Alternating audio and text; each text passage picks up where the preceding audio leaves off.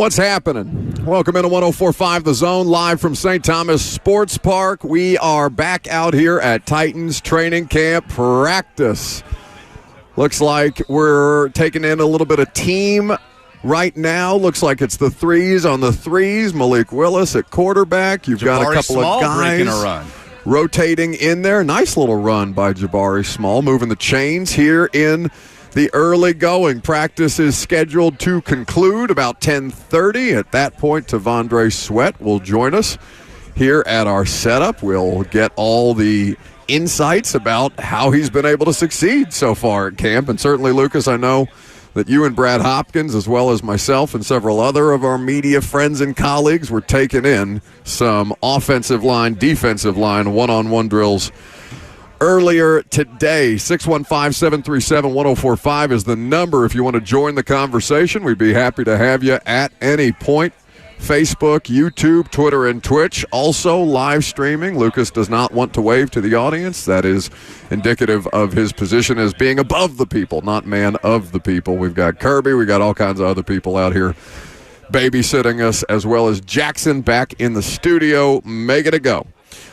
So the news of the day is that the Titans are in an even more tenuous position at right guard than they were not 24 hours ago. Sadiq Charles was placed on the reserve retired list by this team yesterday.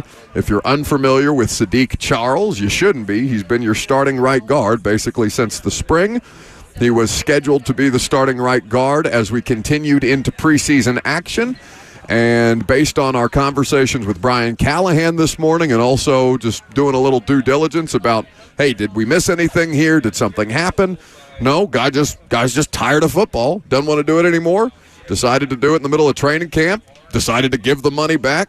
If he wants to do that, that's entirely his choice, and it's a choice that he's not the only person to do that this offseason. Corey Davis also did a similar move with the Jets, though that was more in the offseason prior to free agency. No, that is so different. That's not in the middle of training camp. Well, the reserve retired list, I mean. Yes, the training camp situation obviously different. Corey Davis actively trying to get back into the league right now, as a matter of fact, after having that reserve retired situation with the New York Jets. So, doesn't seem like Sadiq Charles is going to be in that kind of mindset. He went through a couple of weeks of training camp, said, nah, this isn't for me anymore, and so he moves on. Now, that creates another void at a position that Brian Callahan was telling us this morning, Lucas, was not set in stone, but all we've seen is Sadiq Charles continue to take first-team reps. There has been more of a split since the pads came on between him and Dylan Radins at the right guard, as they work their way through this and getting ready for Saturday's preseason action as the ones come back out onto the field for team drills. And with the ones is Dylan Radins and Nicholas Petit-Frere on that right side today. They seem blindsided by the whole thing. They sure did. I mean, I guess because he missed practice over the weekend and it was a rest designation, so you wonder if they told him, you know, if that seed was kind of planted and they said, listen, just take the weekend, think about it, or maybe he just told them he had to be off over the weekend for personal reasons and they didn't know why. Maybe they found out yesterday. The way that I understood it is he asked for the personal days, then came back and said, yeah, I'm done. Okay, so he took his time to think about it, came back, and they seemed very shocked by it. Correct. And he just didn't want to play football anymore. Nothing happened. Nothing happened. There wasn't an event in his life, according to Brian Callahan, that they know of. He was asked specifically, was there an event? He said no. There was no such event. So event being tired of football. He's tired of football. We had him penciled in as the starter. Yeah. He was the starter on the unofficial depth chart that came out a couple days ago. I was going to say, it wasn't just us that had him penciled in. Right, sure. But Radins has rotated in there at right guard, like you said, especially since the pads came on. But now you're looking at Dylan Radins versus Daniel Brunskill. That raises a question about the backup center spot as well, because I feel like that's primarily where we've been seeing Brunskill as of late. Do they make a late add? Is there a UDFA push to come from Cole Spencer, the UDFA out of Texas Tech? Well, now I will say they kind of already hedged their bets against that with Corey Levin, who has played, who is the backup center. Corey Levin was a late add into the first week of camp.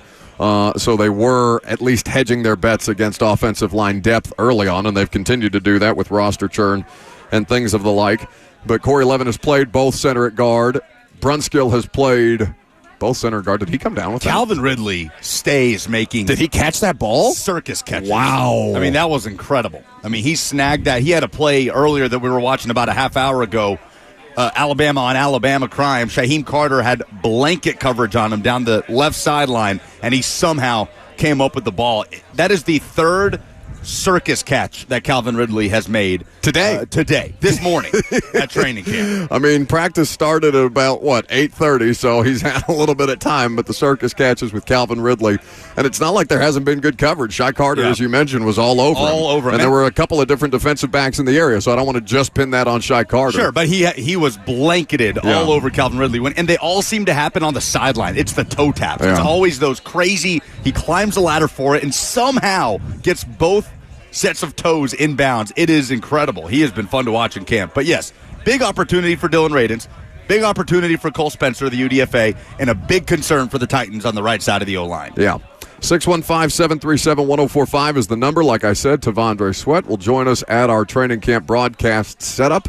We'll get his feedback on how his rookie training camp has gone, how it is working with Jeff and the rest of the Titans starting defense, and the impact of Tracy Rocker, who I know has been a huge part of several guys' development throughout the course of Tracy Rocker's long and established career working with defensive linemen at both the collegiate and professional level, and, of course, having a stint here with the Titans previously. This is his second time around. I am continuing to be...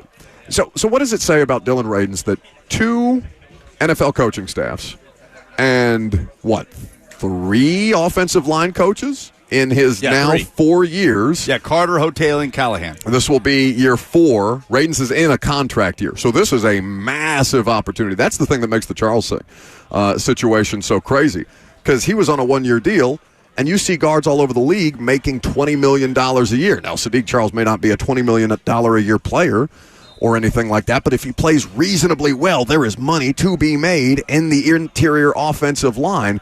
And that's what shocked me the most, that not only was he not interested in the potential payday, but that he was willing to give money back. Yeah. Because he had to, I need to look up the structure of the contract on Over the Cap, but he had a pretty substantial signing bonus or roster bonus per game moving forward into the season that obviously he will not see at this point. I mean, it's set up well for him. That's what makes this so interesting. It was set up perfectly for him because Bill Callahan was on the Washington Commanders staff in 2020 that drafted him, sought him out in free agency early on and brought him in, had him essentially penciled in as the starting right guard, only for 2 weeks into camp for the guy to be like, this football thing, not for me. He fit the physical, the size profile that they want. Big boy. At the interior of the offensive line. He's playing next to his college teammate, Lloyd Cushenberry, who he won a national title with at LSU, back with Bill Callahan, all of those things. It just felt like it set up well for a second chance opportunity for Sadiq Charles to, like you said, get into that payday that you're seeing across the league with the interior of the offensive line. So, yes, blindsided feels like the word to use on his retirement mid-camp as Calvin Ridley comes up with another catch from Will Levis. Yeah, protection held up there, which has not been the case throughout the course of the day, and that's really not been the case throughout the course of camp. The protection has been tested regularly by Jeff Simmons and Tavondre Sweat, and so we'll look forward to catching up with Big T Sweat later on in the show. Coming up next, we will get into a couple of different news items that are worth mentioning out here at Titans practice. News and notes from Brian Callahan's press conference, because we will not carry it live because it already happened this morning, but we do have some pretty critical observations about this football team and injury updates that you'll need to know. So stick around. Live from Titans training camp here at Ascension St. Thomas Sports Park, I'm Buck Rising. It's 104.5 The Zone.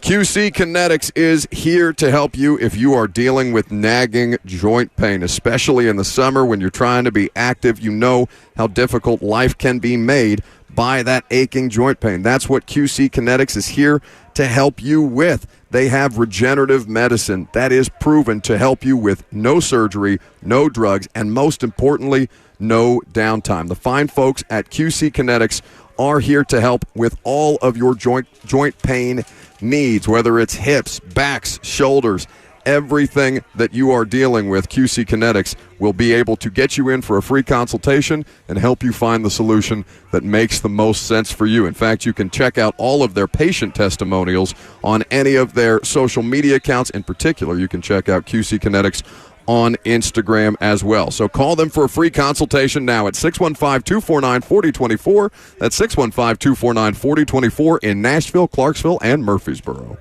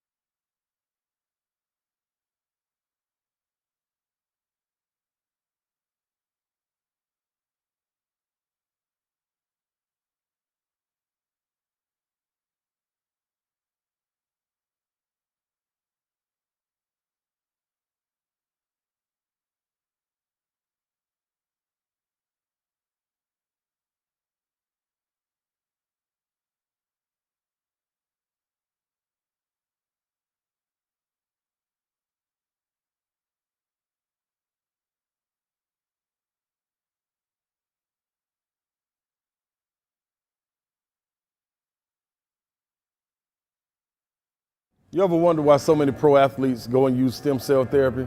Because it works. I'm Ron Slade, retired 14-year pro basketball player, and I needed to get this done. After I went through my entire career riddled with injuries, I needed therapy. So I went to Kellum Stem Cell Institute out in Franklin. Why? Because they're the stem cell specialists. They can be yours too. They're the stem cell specialists of the Tennessee Titans. You know why? Because it works. Make an appointment today with Kellum Stem Cell Institute. So many people trust Two Rivers Ford.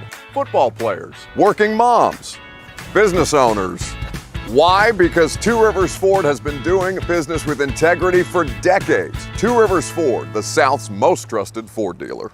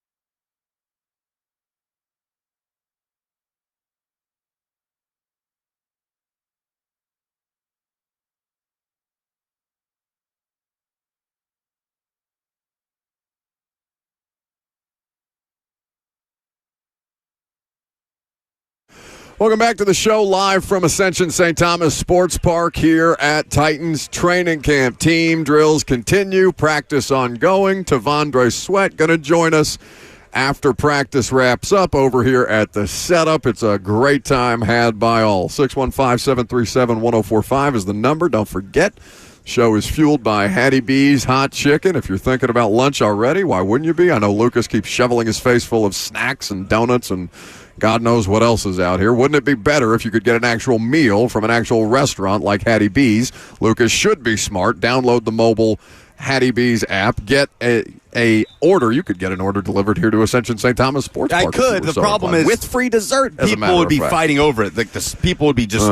It would be like lambs to the slaughter, fighting over the scraps of the Hattie B's hot chicken. And I want it all to myself, so I'm not going to order it into a group full of people because everybody recognizes that it's the best hot chicken in Nashville. Speaking of fighting for scraps, I noticed that there were some CFL scouts out here today. I mean, listen, you laugh, but that's the truth. No, that's what it is. Roster scraps is their business. You know what I'm saying? So that is definitely ongoing. Trying to get CFL legend Shane Ray back in Canada? I mean, listen, there's a couple of guys who would make a lot of sense in the CFL. Can you imagine Malik in a lesser form of football? I mean, honestly, if you weren't as worried about... Yes, I can. I watched him at Liberty. Yes. That was not nice to Hugh Freeze. But I just think that, that's constantly ongoing, especially as we get ready for training camp joint work with the Seattle Seahawks next week. As Levis throws one out of the back of the end zone, looks like there was some pressure from 98 and 58 in the general area. Sebastian Joseph Day also getting through the line of scrimmage there. There was another bomb to Ridley while we were in a break. I mean, just crazy. And a touchdown by Tony Pollard, which pretty few and far between, as you noted. With the first team. I feel offense. Like we've seen the third I've seen Mason team. Kinsey catch every damn touchdown pass at this point. Jabari Small's broken some runs. He's flashed a little bit with the third team, but the run game has been hard to come by with the first team team drills. Yeah, so a lot of there had been a lot of discussion going back to Ridley in particular, because we're going to get ready to talk about what Brian Callahan had to say early this morning when we met with him at about 8:10. One of those things was how they've. Did you notice the deep connection being a bit off in the first couple of weeks of camp, right? We talked about overthrows and stuff like that we were noticing. Well, we brought that up with Brian Callahan today in the press conference. He also noticed. And yes, he was commenting on the timing of that and noted that Calvin Ridley and Will Levis and the coaching staff have been working out the details on how to make that more seamless. And I think we've seen the dividends of that work specifically today, but we'll see if it continues to build. And, of course, preseason action starters are expected to play.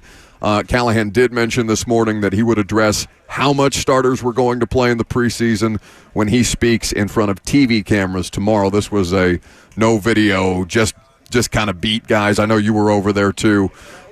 We do have some audio, but we're not. It's a more relaxed situation to try and get everybody more sitting details. down. Yeah. It's like a fireside chats with Brian Callahan is what this is turning into, basically. Well, that part was really interesting because then TD followed up asking about the specifics of sitting down with Levis and Ridley and talking about those go balls. And he started to get into detail about the tape that they were watching. And then you started to see kind of the football nerd come out in him a little bit because he almost gets giddy and he's smiling, and TD is grinning too because TD is also a football junkie that way, and he's talking about watching Demaryius Thomas on go balls from Peyton Manning back in Denver. Rest in peace, Demaryius Thomas. Talking about Anquan Bolden. Who else? Mentioned CeeDee Lamb. CeeDee Lamb was another guy that he brought up. Tehran specifically asked about guys outside of the Bengals offense because, of course, Brian Callahan showing a lot of Bengals offense in this system that they're preparing to run, and even going so far as to say, Calvin Ridley is basically our Jamar Chase role here, and how they iron those things out. So, in particular, he brought up Emmanuel Sanders as well as Demaryius Thomas, CeeDee Lamb, like you mentioned, and a couple of other guys.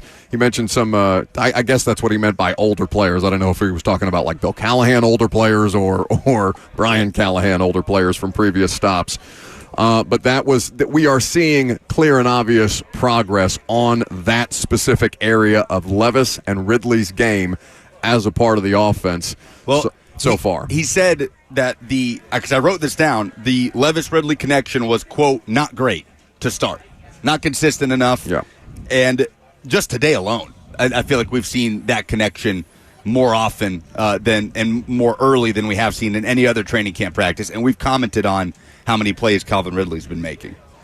So, 615-737-1045 is the number. Beyond that, Quandre Diggs is officially on the team. It looks like practice has just ended for the day, a little early than we're expecting. So Tavondre Sweat will join us over here after whatever he needs to go through as a part of his post-practice routine. I'm trying to decide, Lucas, whether we should take an early break in anticipation of that or whether we should ride it out a little longer here. What do you think? I think we ride it out a little longer here because there was some interesting stuff that we haven't touched on from Brian Callahan this morning, like him talking about Arden Key and why he's still running with the ones despite the report from Kaharski about the 6-game suspension for violating the league's PED policy. Yeah, so Brian Callahan did say about the Arden Key suspension that they are anticipating him being suspended, but until such time as a suspension is officially handed down by the league, they haven't felt it necessary to scale back his reps or scale somebody else up in Arden Key's absence. So he said, in so many words, he said, until it's official, we're treating it like Arden Key is our starting outside linebacker. And I wonder how that strikes people because it's not like Weaver's not getting sufficient reps. Weaver's getting plenty of reps out here with the two. This is the time when the most amount of reps are available, so I understand wanting to take advantage of that across the board. And it is a little more seamless plugging and playing on defense than it is on offense, especially when you're talking about front seven type of guys. Yeah. So something to keep an eye on with that. Whenever the news comes out, they are expecting the news. They're not discrediting or downplaying the reporting. It's just, for some reason, it's taking the league a little while longer to process guys like Danico Autry, Arden Key, and whomever else might be awaiting an official suspension letter from the league, because they do get a letter from the league, then they get the opportunity to appeal, and then the findings of that appeal or the results of that appeal are what are sent out league-wide to NFL media about things like PED suspensions and stuff like that, which is currently Arden Key's pending situation. By the way, if Tavondre Sweat starts to make his way over here in the next couple minutes, then we can just stay here and bring him on for the rest of this segment. We can do that. He also told us that Quandre Diggs is ramping up and kind of on a pitch count as he gets set to get integrated into team drills, which is why we haven't really seen him out there. And Garrett Wallow, the linebacker, has been placed on IR. That's significant. Tore a pec. Wallow was in front of Cedric Gray on that unofficial depth chart, something we noted yesterday. Well, Wallow and Chance Campbell are both ahead of Cedric Gray on that depth chart, and Chance Campbell has had a pretty good camp to date. He is somebody who's lost a good amount of his career to injury. We haven't talked about him because he was primarily viewed as a depth piece / special teamer. We haven't even seen that come to fruition today or to date based on time lost. The defense is currently meeting together, it looks like, collectively. I'm not sure who's speaking to the defense right now, but it looks like the entirety of the coaching staff and players. Looks like Sebastian Joseph Day is imparting some wisdom on the defense. So be curious to see what T. Sweat has to say about it, as much detail as he's willing to share on what that conversation looks like and how the veterans have kind of helped these guys get along, because it looks like that's exactly what Sebastian Joseph Day is doing. Also, Jamal Adams, Callahan told us, just dealing with some soreness. It's precautionary why he didn't practice all weekend, and I don't think he has been out there today. I have not seen Jamal Adams out there today. No, I've seen him on the sideline. He's not dressed out. He's been hanging out on the sideline and being a part of the conversation with the coaching staff, obviously, providing feedback and an extra set of eyes essentially for other players in the secondary.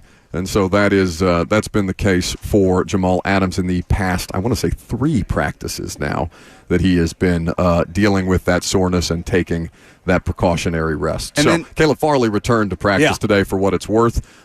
He had been dealing with some hamstring tightness. They had also mentioned that as being precautionary.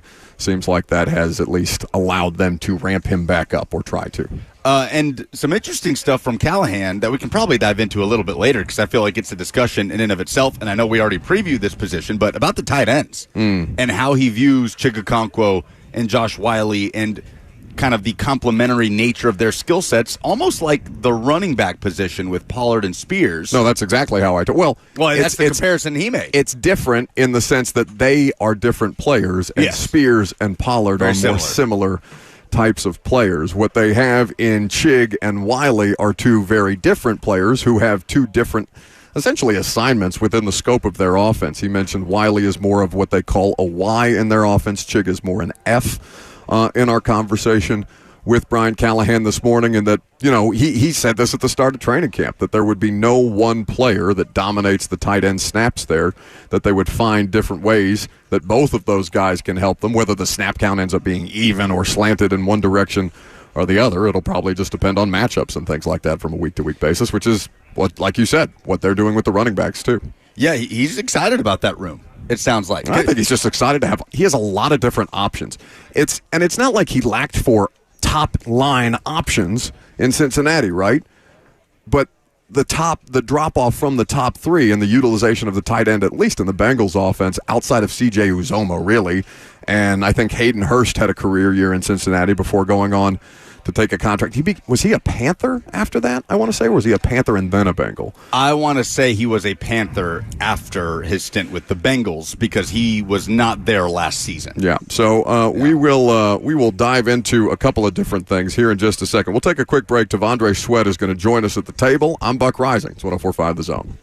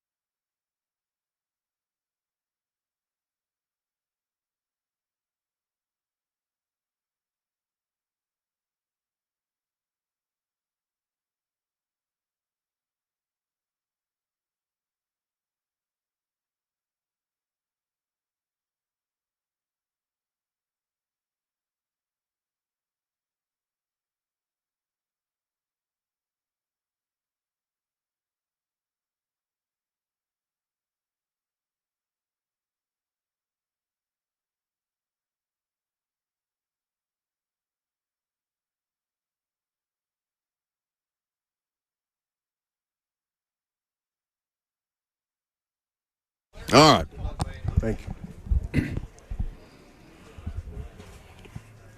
Welcome back here live at Ascension St. Thomas Sports Park. Titans practice just wrapped up. A good day on both sides. Offense, defense seem to be competitive periods. T'Vondre Sweat, Big T Sweat, sits down with us here at the table. First time on the show. How we living? Man, feels good. Yeah? Thank y'all for having me. Absolutely. Our pleasure. Thanks for sitting down. So let's for the audience who hasn't been able to get out here, because I know you've gotten to meet some of the Titans fans for the first time since you've been drafted.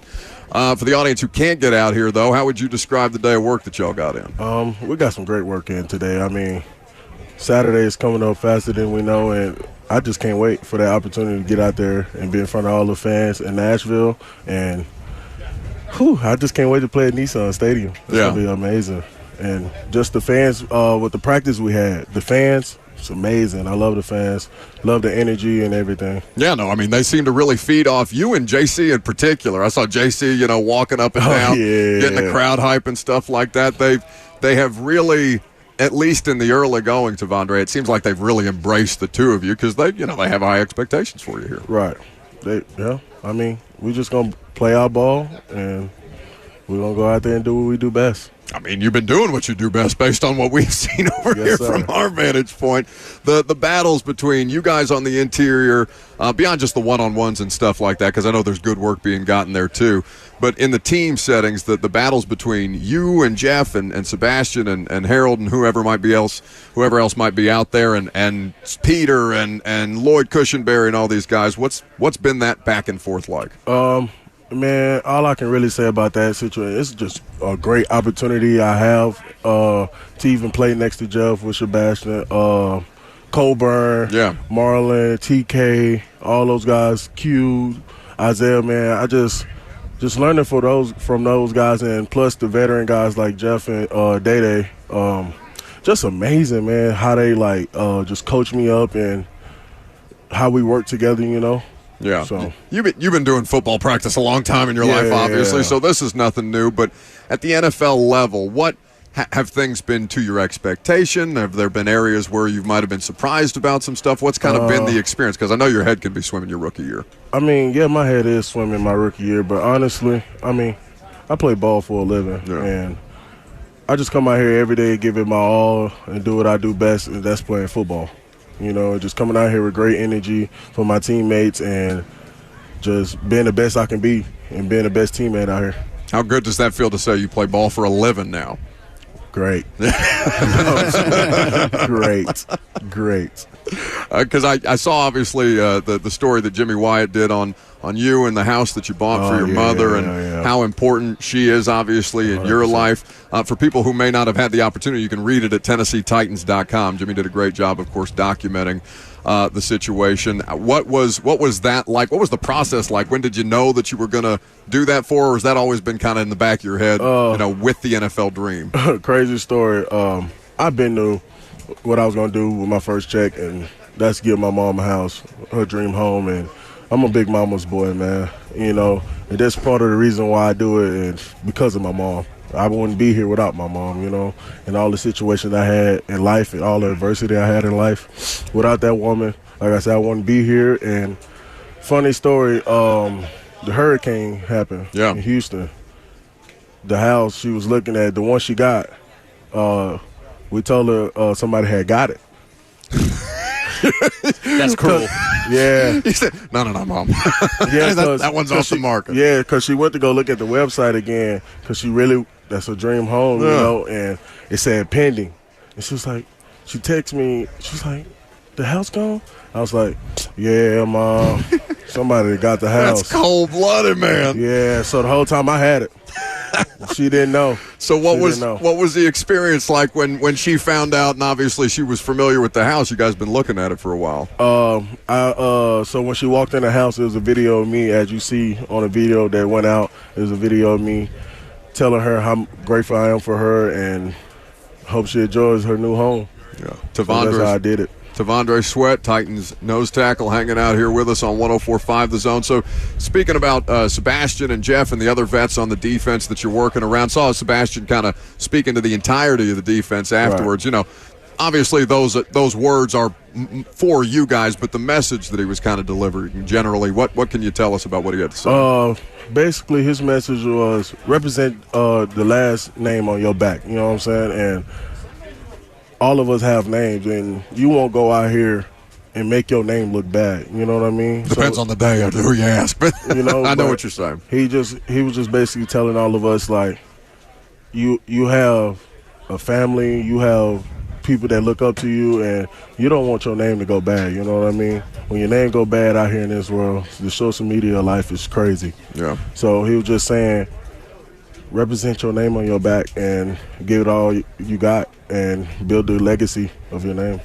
The social media stuff is, it's so commonplace, obviously, and it's impossible to avoid whether you see it or somebody sends stuff to you or what have you. How do you kind of compartmentalize? Because it's not like it's new. You've grown up in the social media era. How do you personally manage that? Because it can be tough. Yeah, it can be tough. I kind of zone it out, and like I said, I'm a mama's boy, so when I have anything on my mind, I go to my mom to talk it out with her, and she give me advice, and I go from there. I really kind of I see the social media stuff. I read it. I laugh at it because it's funny to me, because sometimes half of the people don't know what they talking about, but it is what it is. Like I said, I just go to my mom and talk to her about my situations. What's the thing that you may have seen that you most are interested about disproving a narrative, or saw a comment about something that you know to not be accurate based on who you are and how you go about doing your job?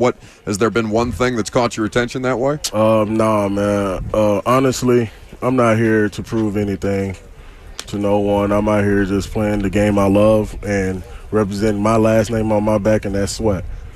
You know what I'm saying? And I just go out here every day, compete with the guys here, and just play the game I love. I'm not here to prove anything, to be honest.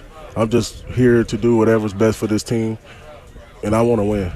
So that's the goal. T'Vondre Sweat hanging out here with us after training camp practice on 104.5 The Zone. Every time Weaver does the show, he tells us that he hates offensive linemen. Is that a theme up front? Do you hate the offensive line?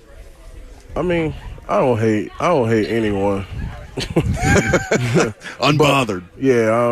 But when we get on the field, it's a different story. You know, I won't say I hate them, but sure. I mean, if you're in front of me, it's kill versus kill. It doesn't seem to be a pleasant experience based on what we're seeing out here. How is the support of the coaching staff? And I know Rand has talked a lot about how thorough they were in finding out who you were, the way that you know and your family knows and all those kind of things. What's been the level of support that you've felt around all this? This staff, man, they support you from back to back. You know, they like your right hand up here. Like, it's like a family. I feel like family here. You know, and all I can say is thanks to Rand to giving me the opportunity to come to Nashville and showcase my skills in Nissan Stadium. And I can't just be more thankful, to be honest. You know, because I mean, it's out in the social media. Like I said, I just can't be more thankful for giving me the opportunity to come here and be the best I can be. How have you felt because you had the off season go the way that it did, and then you got the opportunity to come back out here at training camp? Was there any kind of ramp up for you as far as conditioning or whatever the case may be when you miss that much time on the field? Honestly, I just take it day by day, and that's really my thing of life, is just taking it day by days and just going day by day with my life, you know, really just day by day. How many of these Tennessee people been chirping you about this UT stuff? UTK? Yeah. Is that how we're categorizing it? Because there's a bunch of Tennessee fans hovering around here that are ready to go to war about this. Yeah, I don't know. Look at this one. He's just sitting here waiting for the opportunity to pounce on you about it. Well, no, we're going to be civil about it. There's going to be a discussion. You won't even make eye contact. What do you mean be civil about it? There will be a discussion. That's UTK stuff. They can't look at people in their eyes. You ready for the speed round? Is this a part of the speed round? The T'Vondre Sweat speed round. Jackson, if give you us play the terrible music. The Let's terrible go. game show music. So, Buck asked you the boring stuff that you just want to get out of the way and get through the interview. That's how these work. This is where things get interesting. T'Vondre Sweat, could you, in non-football terms, describe what it's like to dominate somebody on the other side of the line of scrimmage? In non-football terms? Oh, jeez. Like, can you compare it to Just anything? remember, this is FCC safe radio. We got to be a little careful. FCC safe. Like the feeling of absolutely dominating a rep on the line of scrimmage. How would you describe it? One word to describe it to the audience. Dang. I would say John Wick. John Wick. John Wick. That is incredible. I love that. All right, so I haven't seen the John Wick movie. Describe to me what that means. You got to go watch it. You got to just go watch. All right, no the movie. spoilers on the radio. While show, we're doing the apparently. one word thing, can you describe defensive line coach Tracy Rocker in one word? Ooh. That's a good word. Ooh. That man seems to love life when he's getting in there, mixing it up with you guys in the drills, leaning on you with the pad and stuff like that, talking smack. I was watching It's great. some of that last week. He seems to really embrace it. Yeah, I love that. Where has he been most impactful on you in the early goings with this as you kind of get to know each other? He been with me since draft day, man. I can't do nothing but thank him and the support he give me. Yeah. What is your philosophy on sack celebrations? And do you have one? Do you want to carry one over from college? Do you think about that kind of thing? Not really. I mean, it's really whatever just come to me. Maybe I'll see something on TikTok and do it. No telling. Okay. You don't no tutelage from Jeff. Nah. I mean, Jeff does. Jeff's got he's touchdowns. got his own. Okay. Yeah. Just let it come to you. Yeah, it just come. Hardest thing about being big? Nothing. Nothing. There's nothing inconvenient like just. What's the hardest thing about being short?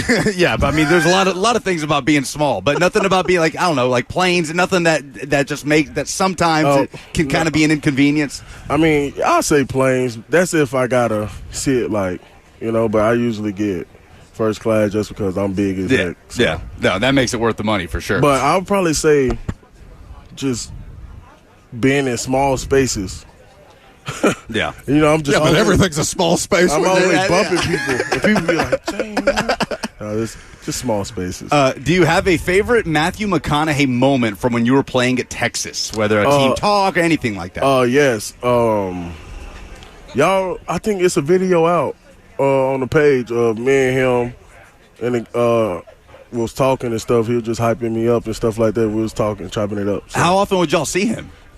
Every game. Basically every game. Not gonna lie. I mean, like, he's basically part of the team, right? Yeah, he is. On the coaching staff or something. Yeah, great person. Awesome. Speaking of hyping you up at Texas, what can you tell me about the strength coach, Bo Davis? Because I've heard he has some epic rants. Strength coach. He hasn't been a strength coach in a minute.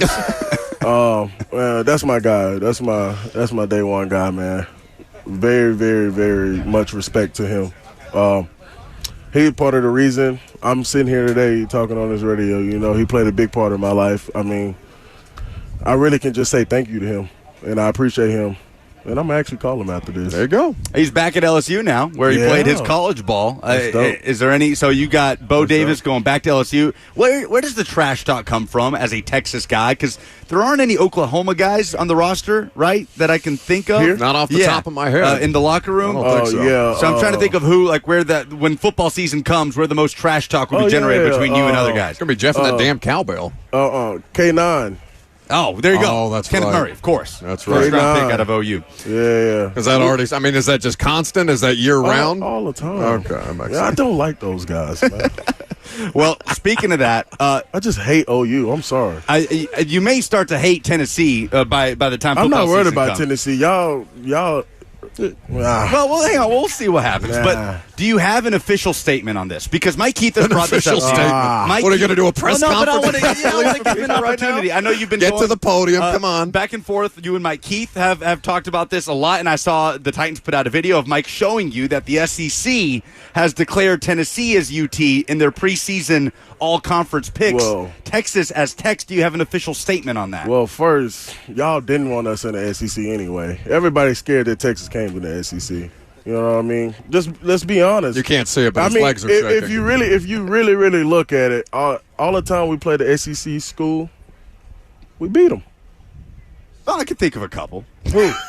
Arkansas a couple of years ago. LSU a couple of years ago. Yeah. But, since I've been there. It's going to be fun. It's going to be fun. Yeah, you're right. But we were having our ups and downs at UT. We were just trying to find ourselves, and when we did find ourselves, Bama got a taste of it. That's true. So. All right, and last one. apparently, Bama is the best team in the SEC.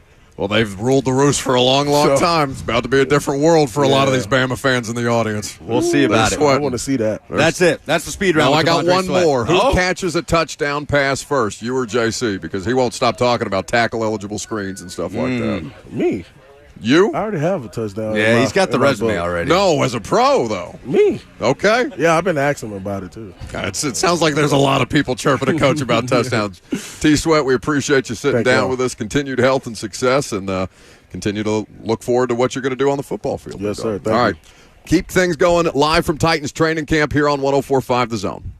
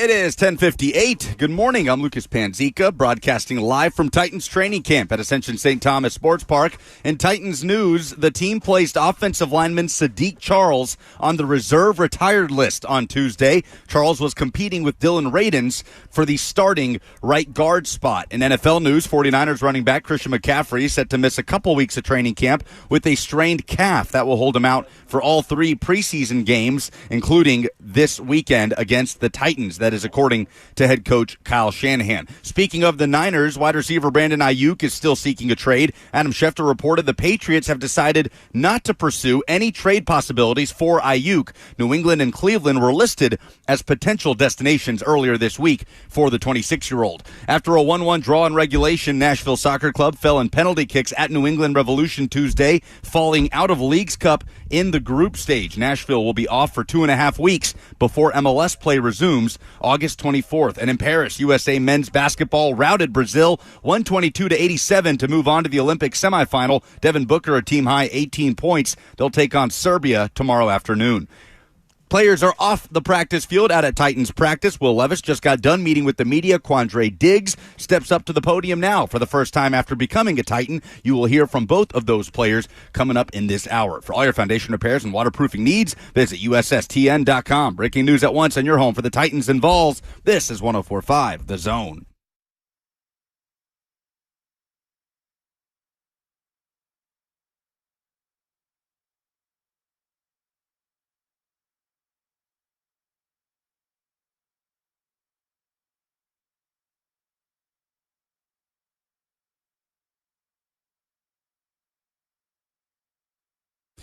Welcome back. Hour number 2, live from Ascension St. Thomas Sports Park, Titans training camp. Practice officially over for the day. Buck Rising making his way back from the podium where Will Levis just got done speaking. You can hear from the Titans quarterback coming up in a few minutes. First, a couple of news and notes out of Titans practice. Levis and Ridley heating up today. That connection that, according to Brian Callahan, had not been great when media met with him this morning. Definitely was that today. Levis talking about that with the media, about working hard to connect on deep balls in particular, a couple of those that were connected on today. Quandre Diggs will meet with the media coming up in a few minutes. Roger McCreary currently speaking at the podium, but Will Levis meeting with media just a few moments ago. We will carry that for you off the top coming up here in just a minute. Buck Rising, most interesting thing Will Levis said before we kick to the audio. He was answering questions. I got over there late. I guess he started talking when Tavondre sat down with us. So you'll hear a good bit from the Titans quarterback here in just a second. But when I walked over there, he was answering questions about what we talked about with Brian Callahan earlier, yep. the cut-ups that they were showing on different receivers and different quarterbacks that Brian Callahan has worked with on go balls specifically, trying to fine-tune things between he and Calvin Ridley and the offense as far as the deep and intermediate passing game goes. They're trying to find some consistency there. And I thought Levis gave a pretty good response to that, which you will hear in just a moment from now. So that's kind of been the theme of the day for the offense, right? Is that Levis-Ridley connection with the amount of times that it popped up today. And we have the Titans quarterback audio ready. Shall we kick to it? We sure shall. We sure shall. That doesn't sound right. We sure shall, Jackson. Hey, well, I don't know how close you were with Sadiq Charles, but how surprising was that to kind of hear that one of your linemen retired middle of camp? I just wish him the best. It was definitely a shock to all of us, and we want to make sure that he has his privacy and his comfort and his decision. But I love the short amount of time. That I had with Sadiq, and I wish to talk to him here pretty soon to kind of hear if he's open to it. But all I got to say is I wish him the best in the rest of his career. Now going to be a next man up for that right guard position everywhere, really, on that offensive line as you guys continue to build chemistry. How is that line looking? How has it been so far through training camp? It's been good. I mean, they've really come along the last couple of weeks. We're in a much better spot now than when we started. Bill's been working them really hard. Lloyd's been, just a great man for them to hold it down up front. And the last couple of days, I feel like we've been able to come into our own a little bit and feel more comfortable with the different kind of looks we've seen. And we got to give Denard credit for just the amount of looks that they've been able to give us. All the stunts, all the different games, all the different fronts. and it's kept them on their toes every single day, and it's made them better. You look at the back shoulder, you look at the deep pass. Like, what does a day like today with all these connections with Ridley, like, what does that do for the chemistry and confidence? Yeah, those are just a couple types of connections we haven't really been able to hit too consistently here during camp, so that was definitely great for the confidence. Getting more and more comfortable with him every single day. Hitting the deep one down the red line was one we've been working on, and to get it in sync, get it in rhythm, I'm excited to watch the tape, and I think it's going to look exactly like we drew it up. So that's what you love, and you got to make plays like the back shoulder and have a feel for that, and so to get those reps are really valuable, and I know that we're going to have to make plays like that if this team wants to be successful. Is there a chemistry with the offensive line, specifically with the two new guys now on the first group on the offensive line on the right side? Is there a chemistry between the quarterback and the line the way that there is a chemistry between the quarterback and the pass catchers? Yes, I'd say so to a certain extent. It's knowing your strengths and weaknesses of your guys. I think I could point to a couple things of just knowing maybe where it's more so based on the defense and what their moves are and the kind of pressures that we're expecting and pass rush moves as to where they potentially could get, lose some leverage, and that could affect where, our escape pattern is or where our movement in the pocket could be. But I don't think that there's as much as a technical chemistry as there is with the guys you have to have outside, just with how precise a lot of those throws have to be. But it's more of a feel thing. You're not really looking at the guy. Obviously, it's feeling where he is in space and being able to move off of that and have comfortability to move in any direction regardless of what happens. Was it tough with all the changes last year? Did you have playing to adjust to that? Different guys that were out there? Yeah, no, I think it's just more so the feel thing rather than being aware of who the actual guy is. You can't. It's hard to change your mindset of playing in terms of like, I can really only go, 1-2 to check down here. Or, I can actually get through my read this play. It's something you can't say or think of pre-snap. It has to be a feel thing throughout the play as it progresses to know what's appropriate in that moment. So no, I didn't pay much mind to it. I just tried to instill as much confidence I could into anyone who was up there doing their job, and that's all you can do. In terms of playing the position, how much have you had to kind of make yourself and condition yourself not to go for the home run every time, but accept the singles and doubles that are there, if you will? Yeah, just more reps and just more seeing out the defense and how it plays out, knowing what certain situations push you to not push the ball downfield. Like today, we had a guy bust a route, and we had the complementary route behind it and tried to stick it in there. Not only is that route not there, that first one, but it's not doing its job to open up the second route. So, that's just one thing I have to think about. If someone busts, and instead of trying to make the hero play, move on, get it corrected, and just play the next play. Is that something you kind of had to train yourself to do? Yeah, I think it's just as situations come up and you get more reps, you make those mistakes and you try not to make them again, and you learn from them. But yeah, it's just it just comes from reps, and you have to train yourself through the reps, but also mentally outside of the game to make sure when you get in, you're ready. What's most important for you on Saturday, Will? I'm sure you won't get a ton of snaps, but what are some of the most important things you want to see? Just clean operation. I want to make the right plays. Not trying to force anything. I know we're not going to be doing anything too exotic, and that's the point. We want to make sure that we're on our stuff and that we're able to do the basic things, and I can do the basic, boring stuff, which I can't get bored of.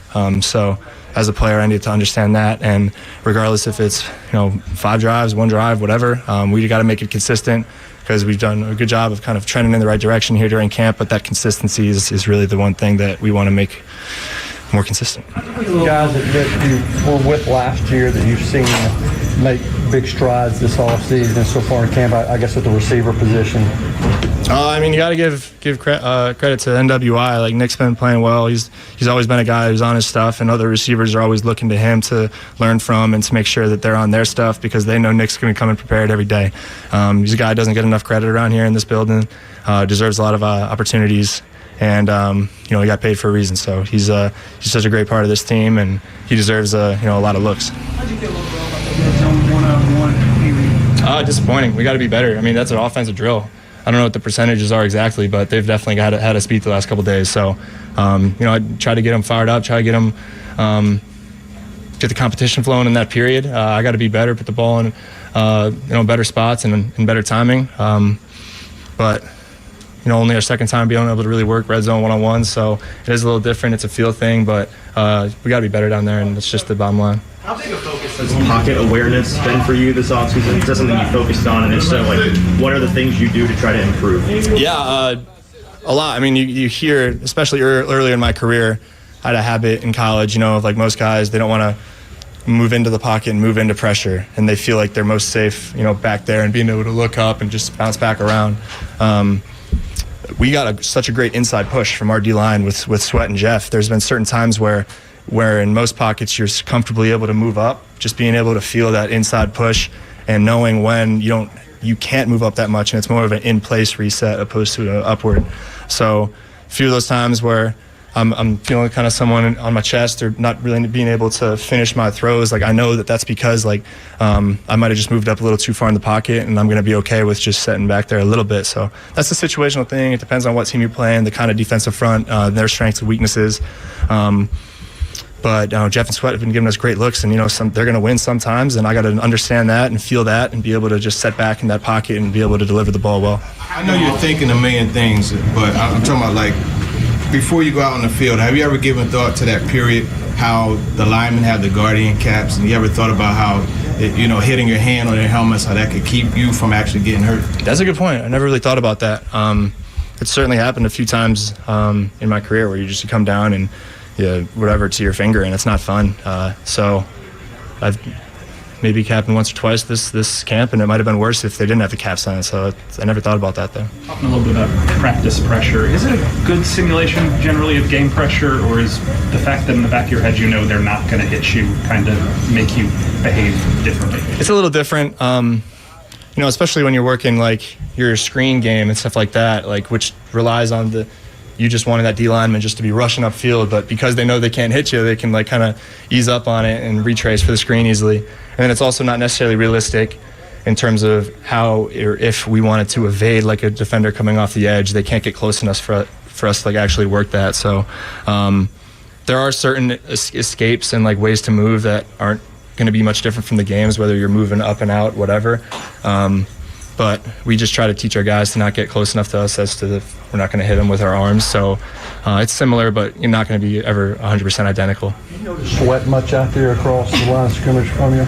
Yeah, no, I mean, we know where he's at. He's not hard to miss. But he does a great job giving those guys good looks up there and working them. Our guys are getting better in the run game and the pass game from holding from him up. So.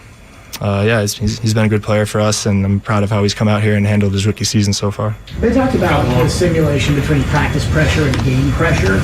Do you think that you need the preseason reps of the potential game pressure where you can get hit in order to be ready for Chicago?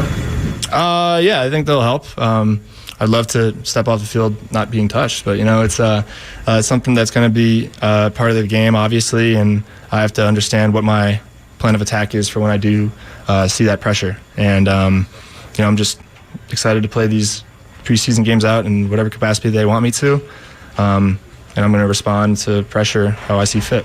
Brian talked about, and when he met with us this morning, about how he had showed you and Calvin a bunch of the cut-ups on go balls and things like that of receivers and quarterbacks from years past. What kind of things did you take from that little session? I think just the timing, really understanding the timing of the throw, trusting it. I think sometimes when I'm rearing up and I know I'm going to throw a go ball, it's comfortable for me to almost put all of my arm into it, and that could be a 50, 55 plus yard down the field throw. But looking at the statistics and where a go ball is typically caught, it might not be that long most of the time. So if you're really trusting it, instead of taking the 3 hitch hold and throwing it as far as you can, understanding that there could be a different timing to it, and being comfortable with maybe not throwing it 100%, taking a little off of it. But we'll continue to work through it. It was good to connect on one today. But, it's going to have to be a part of our offense that we're going to be good at. Do you remember how you felt going into preseason last year and how that differs to going into it this weekend? Yeah, I remember being nervous. It was going to Chicago and historic stadium like that, and me and Malik being able to go out there and play. was definitely nervousness, and I remember it stunk. I had an injury I was dealing with, and I came back for it and then re-injured myself in that game, and I couldn't play the rest of the preseason. But yeah, definitely just more confidence and not as much nerves. Definitely going to still be some nerves, as there always is, regardless of what game, preseason or not. So looking forward to it, to leading these guys and going out there and just doing our thing. Thanks. That is Titans quarterback Will Levis at the podium. Quandre Diggs is speaking with the media right now. We'll hear from the Titans' new starting safety coming up next, live from Ascension St. Thomas Sports Park after Titans training camp. I'm Buck Rising. It's 104.5 The Zone.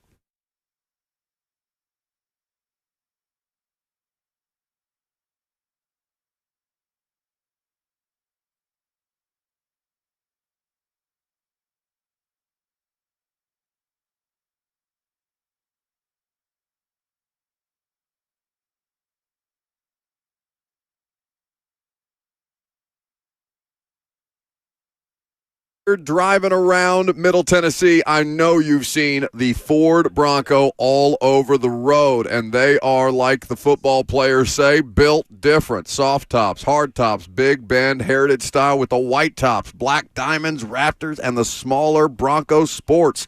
There are so many options, color combinations, so many different packages and trim levels.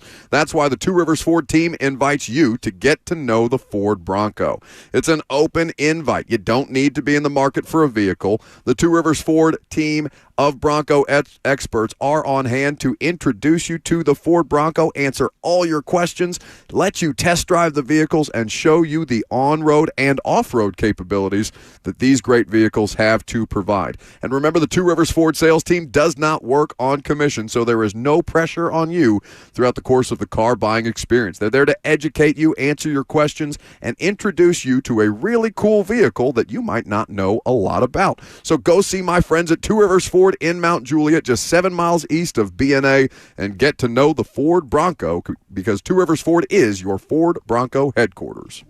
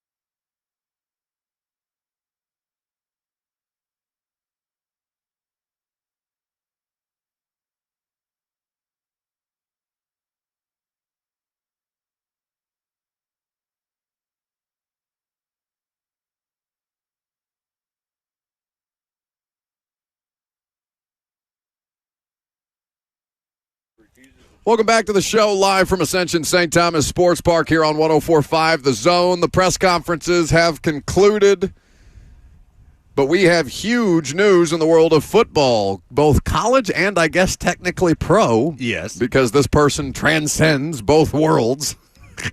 Jim Harbaugh is getting sanctioned. Oh, damn it.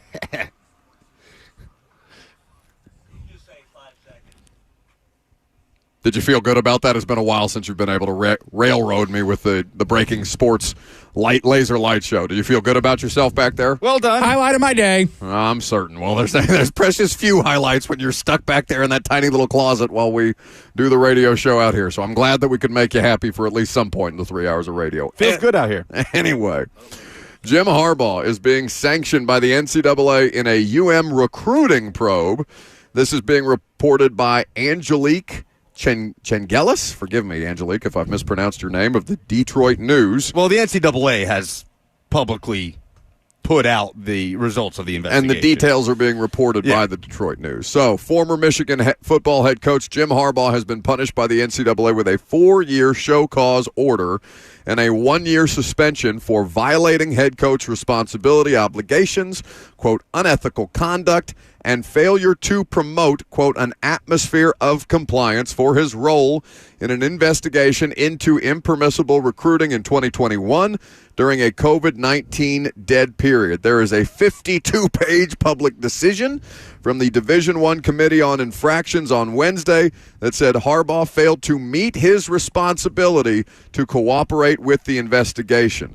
The show cause order is dated from this morning through August 6th, 2028, and if hired during the show cause order, Harbaugh would be suspended for 100% of the first season of his employment. So if it doesn't work out in the Chargers and old Jim Harbaugh tries to scurry on back to college football, there is a 4-year show cause waiting for him. So Michigan and 5 individuals who currently or previously worked for the football program reached an agreement with the NCAA enforcement staff on violations concerning recruiting and coaching activities by non-coaching staff members that occurred within the program. Harbaugh was not a part of that agreement, so his case resolved separately. Jim Harbaugh, Pete Carroll, winning championships, committing litany of violations, dip-setting, and peacing out to the National Football League to suffer 0 consequences.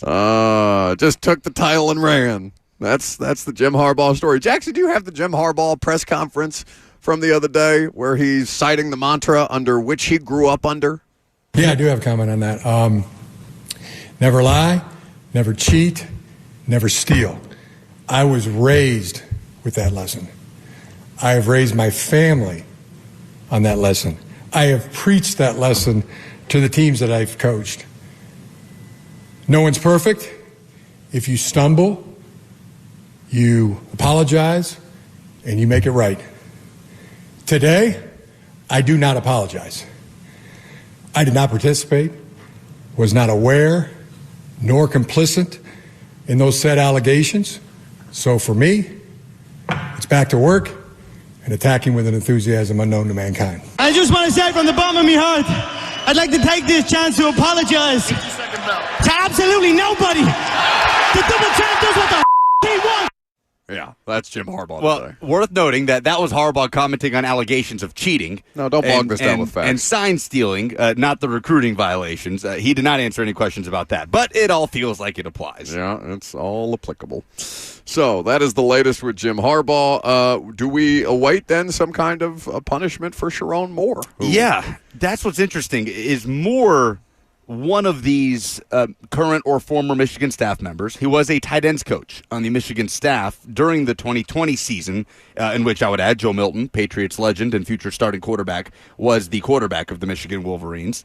But this is fascinating stuff. I mean, if you're Sharon Moore, I know that he's a Michigan man and he loves and appreciates Jim Harbaugh and he talks about it, but like deep down, are you like, yeah, you really left me a a situation here. I mean, I don't know, Lucas. The dude seemed like unhinged about his love of Harbaugh every time. And, I know those are emotional settings, and after big wins and stuff like that, you're putting, television cameras and microphones in front of his face. Maybe in a quieter moment, he would sit back, kick his legs up, and think, oh, damn, Jim, you really did me wrong here. after all this. But that's what I talked about yesterday. You remember just the is it worth it to cheat and win a title? Yes.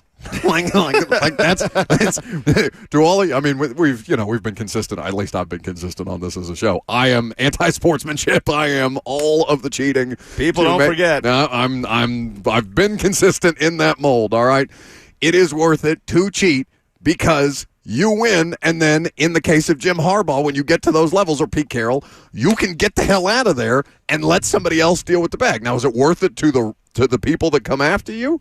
Probably not. Is it worth it to the student athletes who come after those teams? Of course not, because they're going to be put in very difficult positions that they were probably not anticipating when they committed to that school. So there are implications of this that impact more than just Jim Harbaugh, right? But if you're Harbaugh, hell yeah, cheat and win and get the hell out of there. So for your show cause, and if Harbaugh were to return to the college game during that period, suspended for his entire first season back, right? Yeah. That is the ruling. It will affect Harbaugh 0, and I haven't seen anything about how this could affect Michigan and its program, because the NCAA statement is almost entirely about Jim Harbaugh. So we've got this entire thing about the recruiting violations that took place during the COVID year, impermissible contact, all of those things, and we've still got a sign stealing and cheating scandal to sort through. Yeah, this isn't even from the NCAA. It's like a lot of the Trump trials, right? You thought a lot of people, that ongoing Stormy Daniels thing, the thing about the porn star that got everybody all caught up, and you realize, oh no, there are there's more things to come beyond just the porn star trials and things like that. That's what this feels like with Jim Harbaugh. The panel in the release noted that Harbaugh's, quote, intentional disregard for the NCAA legislation and his, which sounds very familiar, by the way, everybody intentionally disregarding the NCAA legislation, and his unethical conduct amplified the severity of the case.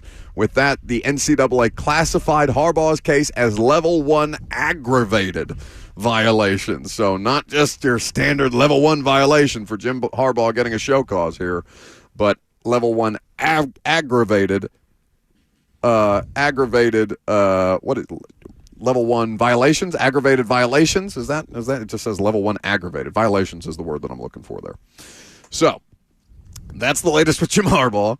It's a mess. And it's not his mess. I mean, it is his mess, but he doesn't have to deal with the mess. It's not his mess. Yes. I like, if I was a football coach, I think I would be Jim Harbaugh. I think I would have to, based on the pattern of behavior that I'm observing here, I think I got a lot in common with Harbaugh.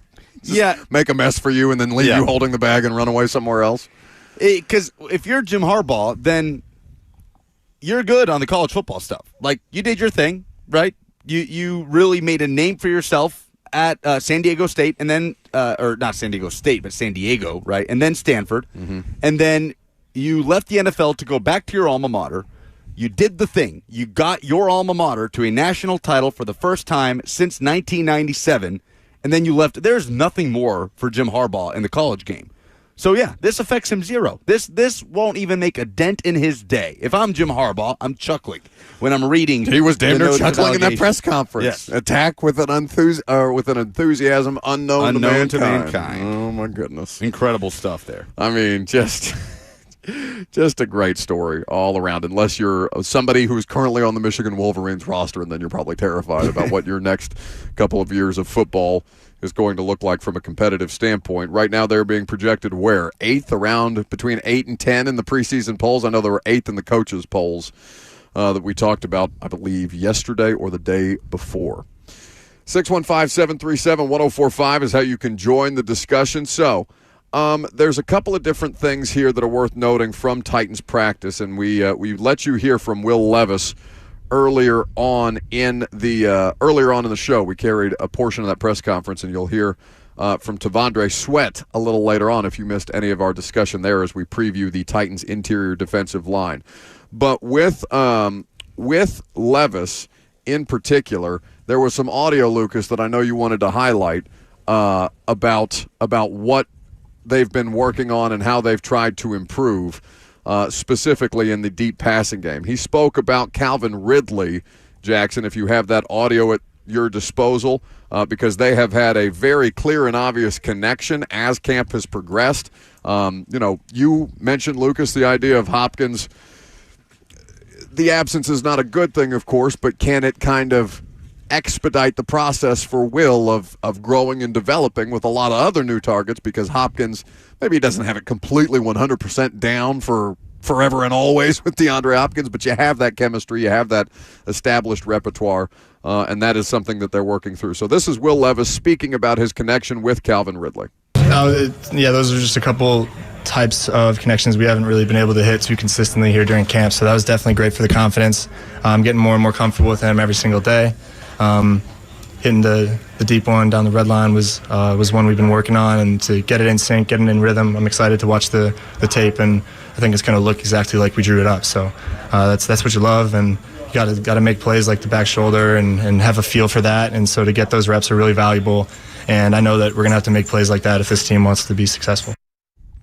Will Levis speaking to the media earlier today. He also spoke about the interior pass rush, but you'll hear that later when we preview this interior defensive line group in the final hour of today's show. How much better do you feel about this team? Let's just talk as an audience member.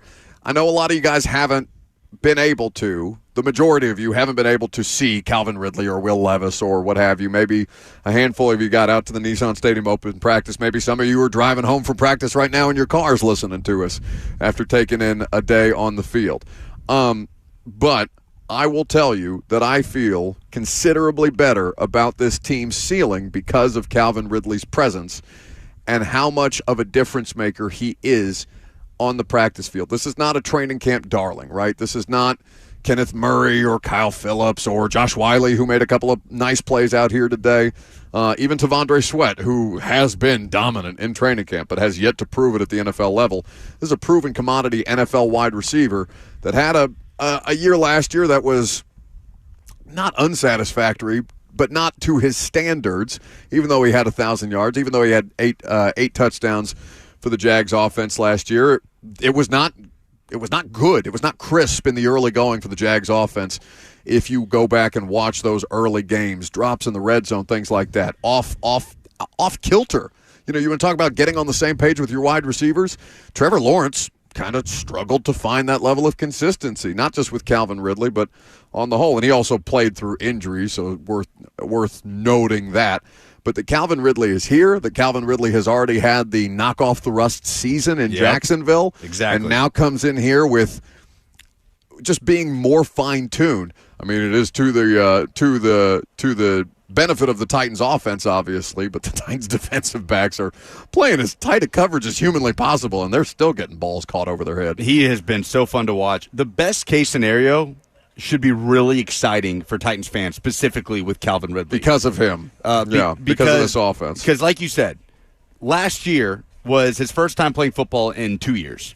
So the best case scenario for Titans fans is that 2023 was Ridley's getting his feet back under him season, and then 2024 is Ridley getting closer back to what he was in 2020 with an all-pro season over 1,300 yards.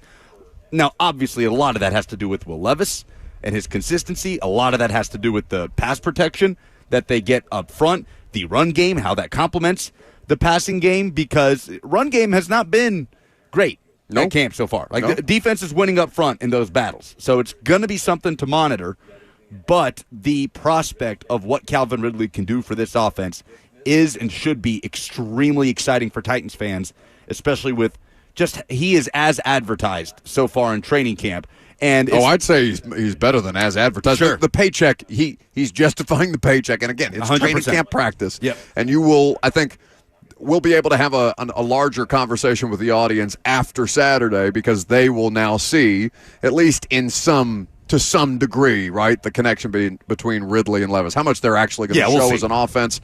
But it's not like they're giving away the farm here at training camp. They got too many people, cameras, microphones around them.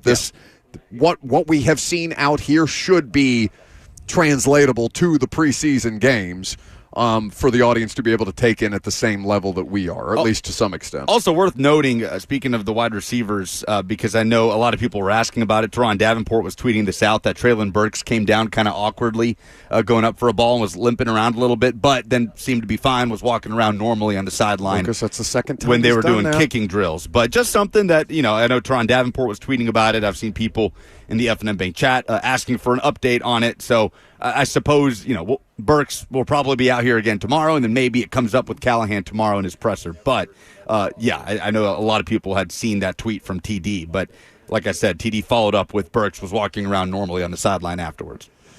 615-737-1045 is the number. Beyond that, keeping an eye on Quandre Diggs, who you'll hear for. We'll probably get into the Quandre Diggs stuff a little more later, since I haven't yet had the opportunity to hear his press conference, Lucas. I'd like to go through that before we get into it with the audience. Wide receivers after Traylon and Ridley right now. Boyd continues to be consistent in the slot.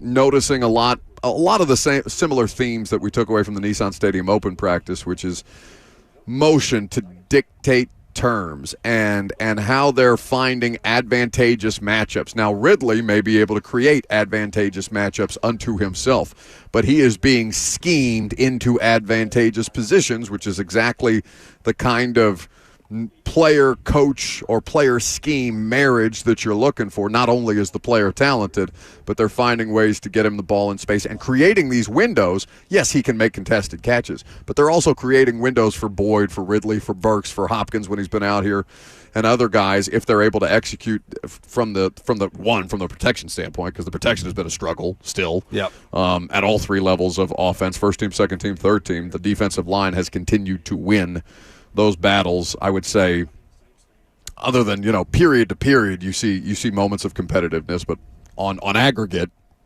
defense has been winning. Yes. The speed and space elements of this that we're talking about, and how we've been able to see it not just with Ridley, but also with Nick Westbrook-Akina, who got a shout out from Will Levis and Brian Callahan. I think Brian Callahan said something to the effect on Saturday or Sunday, whenever the last time we spoke to him in front of cameras, about NWI he doesn't do anything wrong, right? And Nick, I can confirm that Nick Westbrook-Akina says that he does things occasionally wrong. So we have that clarification. Nick, NWI has been NWI. Yeah. Right? He's in the right places at the right times. He is all reliable. The difference in this offense is he's doing it as your fourth option, and not as your second. Even with Hopkins out as the fourth option. Big plus. Jackson, do I have things in the nebulous prize bucket that I hate to give away today for the dumbest thing in sports this week? He just hates giving, Jackson. That's what true. do we have? I'm a taker. I'm very aware he hates giving away things, but we're giving away 2 tickets to see the Titans host the 49ers this Saturday at Nissan Stadium if you give us the dumbest thing in sports. All right, so that's coming up next, 615-737-1045. If you want a couple of preseason Titans-Niners tickets, we've got them for you. All you have to do is give us the dumbest thing in sports this week. I'm Buck Rising. It's 104.5 The Zone.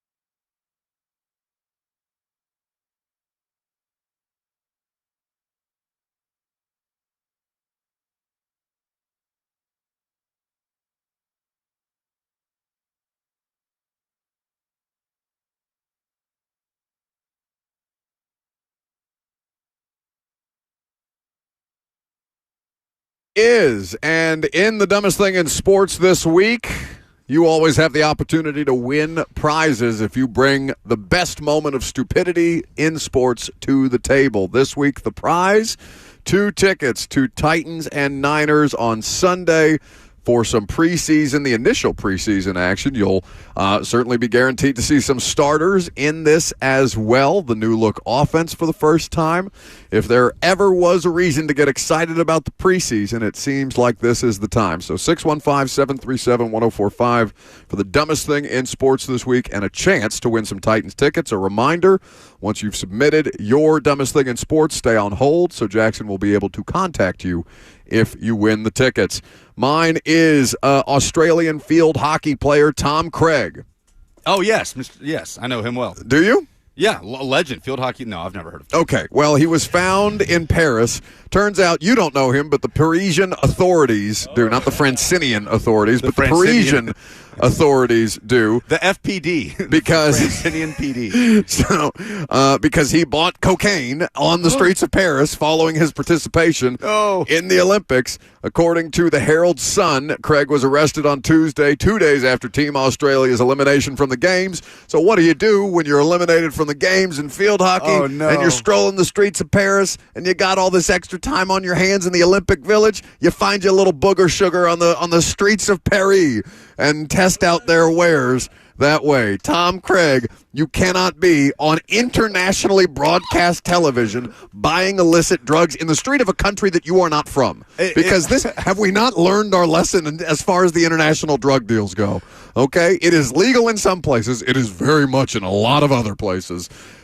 Head on a swivel. Bad job out of Tom Craig. At least I guess he had a couple of days to party in Paris after they got bounced from the Olympics. I wonder how he got caught. I bet he was so obvious. Just this athletic-looking Australian dude in the middle of the Olympics walking up and asking for, I don't know, who does their best Australian accent? Okay, here? Kirby. Well, it was in a known drug market, and apparently the authorities had watched the entire thing from just across the way and then simply walked over and pinched him. What do you think? Pinched him. What do you think he said the moment he realized that he was getting arrested? Crikey. Oh, no.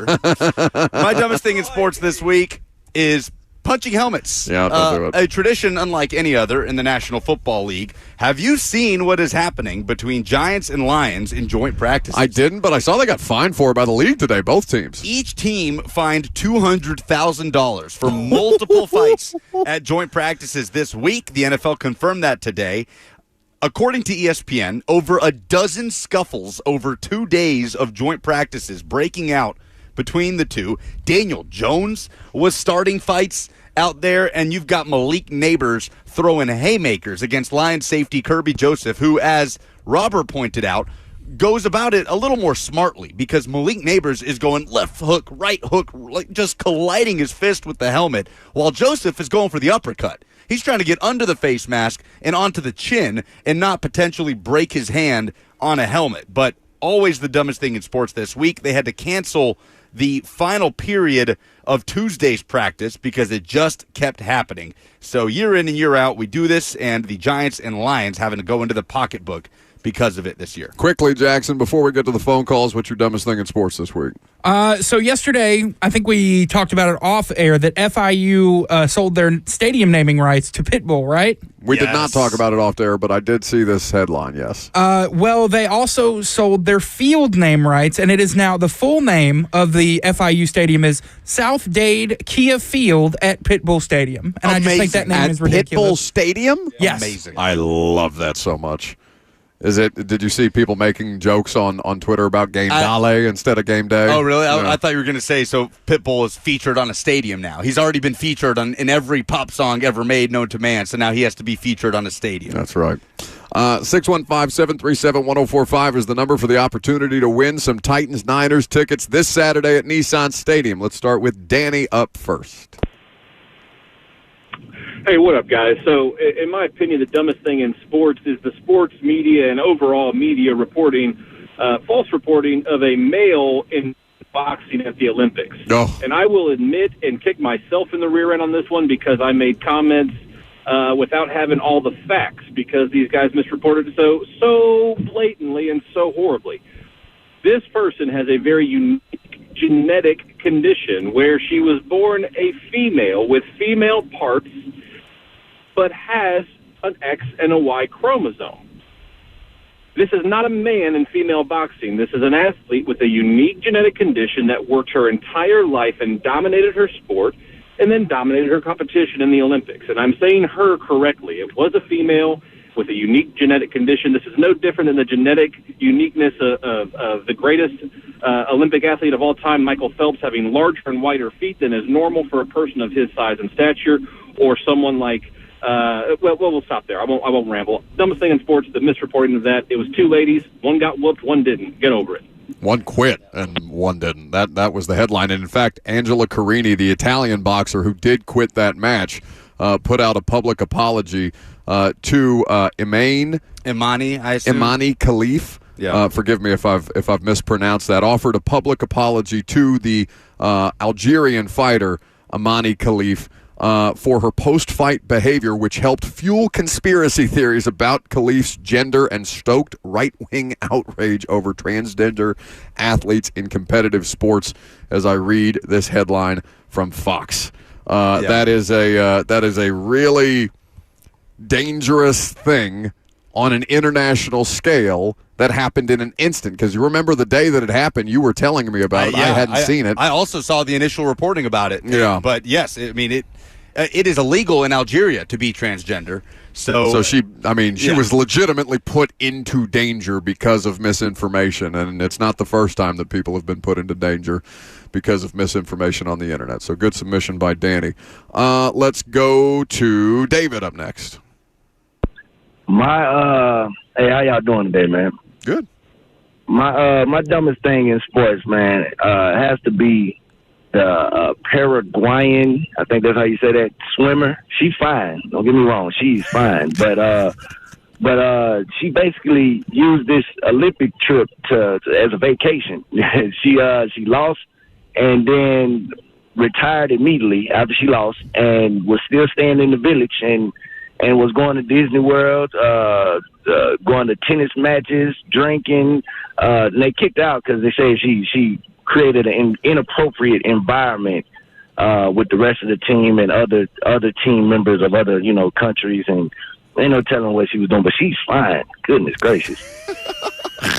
Luana, second time. Luana Alonso, who was allegedly booted from Paris Olympic Village, the Paraguayan swimmer who is taking a vacay in Paris after being bounced from the Olympics. At least she's not buying Coke on the streets the way that the Australian field hockey player. Time. She's doing exactly what I would do. What'd you say the name is? Luana? Luana Alonso. I have a cousin named Luana. Okay. And what's that Instagram In Brazil. handle? What's that Instagram handle? Do we have that information for yet? research purposes? At Cheyenne, your girlfriend. Oh, he's speechless. I'll see myself out. It's rare that I win that decisively. 615-737-1045 is the number if you want the opportunity to win some Titans tickets for the dumbest thing in sports. With that, I will turn things over to Robert Walsh, who has a Poop River update. Is that indeed the case? That is indeed the case. Poop River update, the river scene where... Scene. Well, I have seen too much poop floating in that river. And triathlon athletes did, as well as the Belgian swimmer. I don't know her name because I'm not an actual journalist, but she was hospitalized after swimming in the scene. I'm not a Francinian. I don't know what's there. But Damn it. She wasn't the only triathlete who became sick after swimming in that river. So miraculously, the day before the race, the river's fine. Everybody hop in, have a great time. They're spouting water out of their mouths, spitting in each other's mouths. Cannonball. This is great. Watch out for my jackknife. Meanwhile, after the race, I think she has since been released out of the hospital. It's a big conspiracy because she's like, I didn't get E. coli. Well, that's not what was reported, lady. The Belgian team had to withdraw because she was not able to compete. What are we doing? Swimming in poop rivers. Shocking that the river in which many Francinians dumped feces into as part of a protest. You is have not to stop healthy. normalizing Francinians. It's not healthy for Olympians to be swimming in. I'm shocked, I tell you. I will say that France has figured out the protest game, so much like the poop in the river bit, the women over there are fighting for equal opportunity, equal rights, and they decided they were going to take to the square and mop naked. France has got it down pat, Would guys. you like their Instagram handles, too? Yes, please. Someone send that to me for research purposes. Kirby? Not anymore. All right. Danny or David?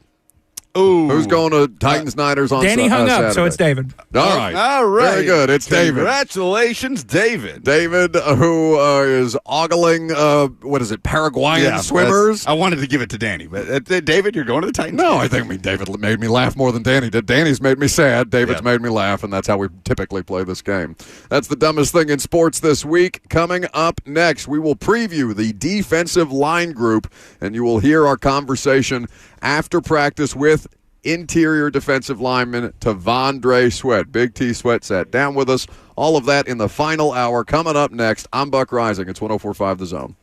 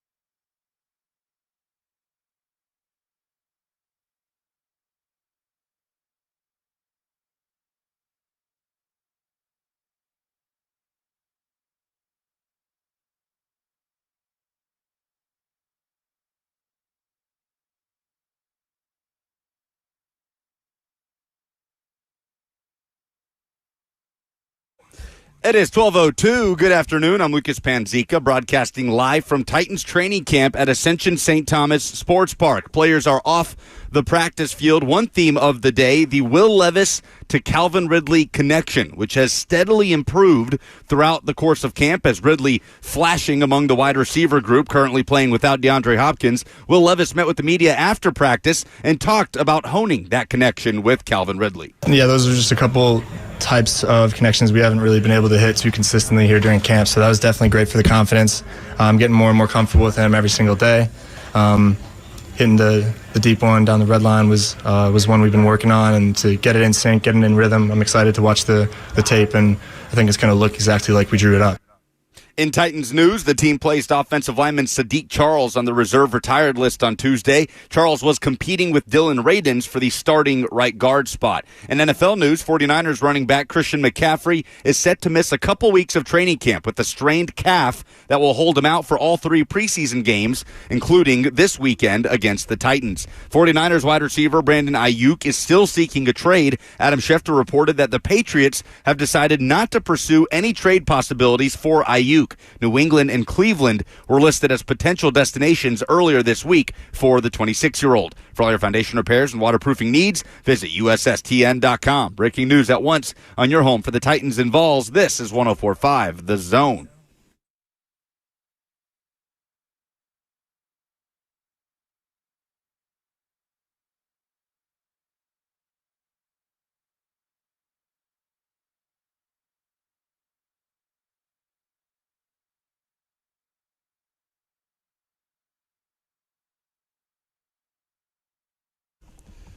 And how they're going about addressing the production that Danico Autry has accounted for these last 3 seasons remains to be seen.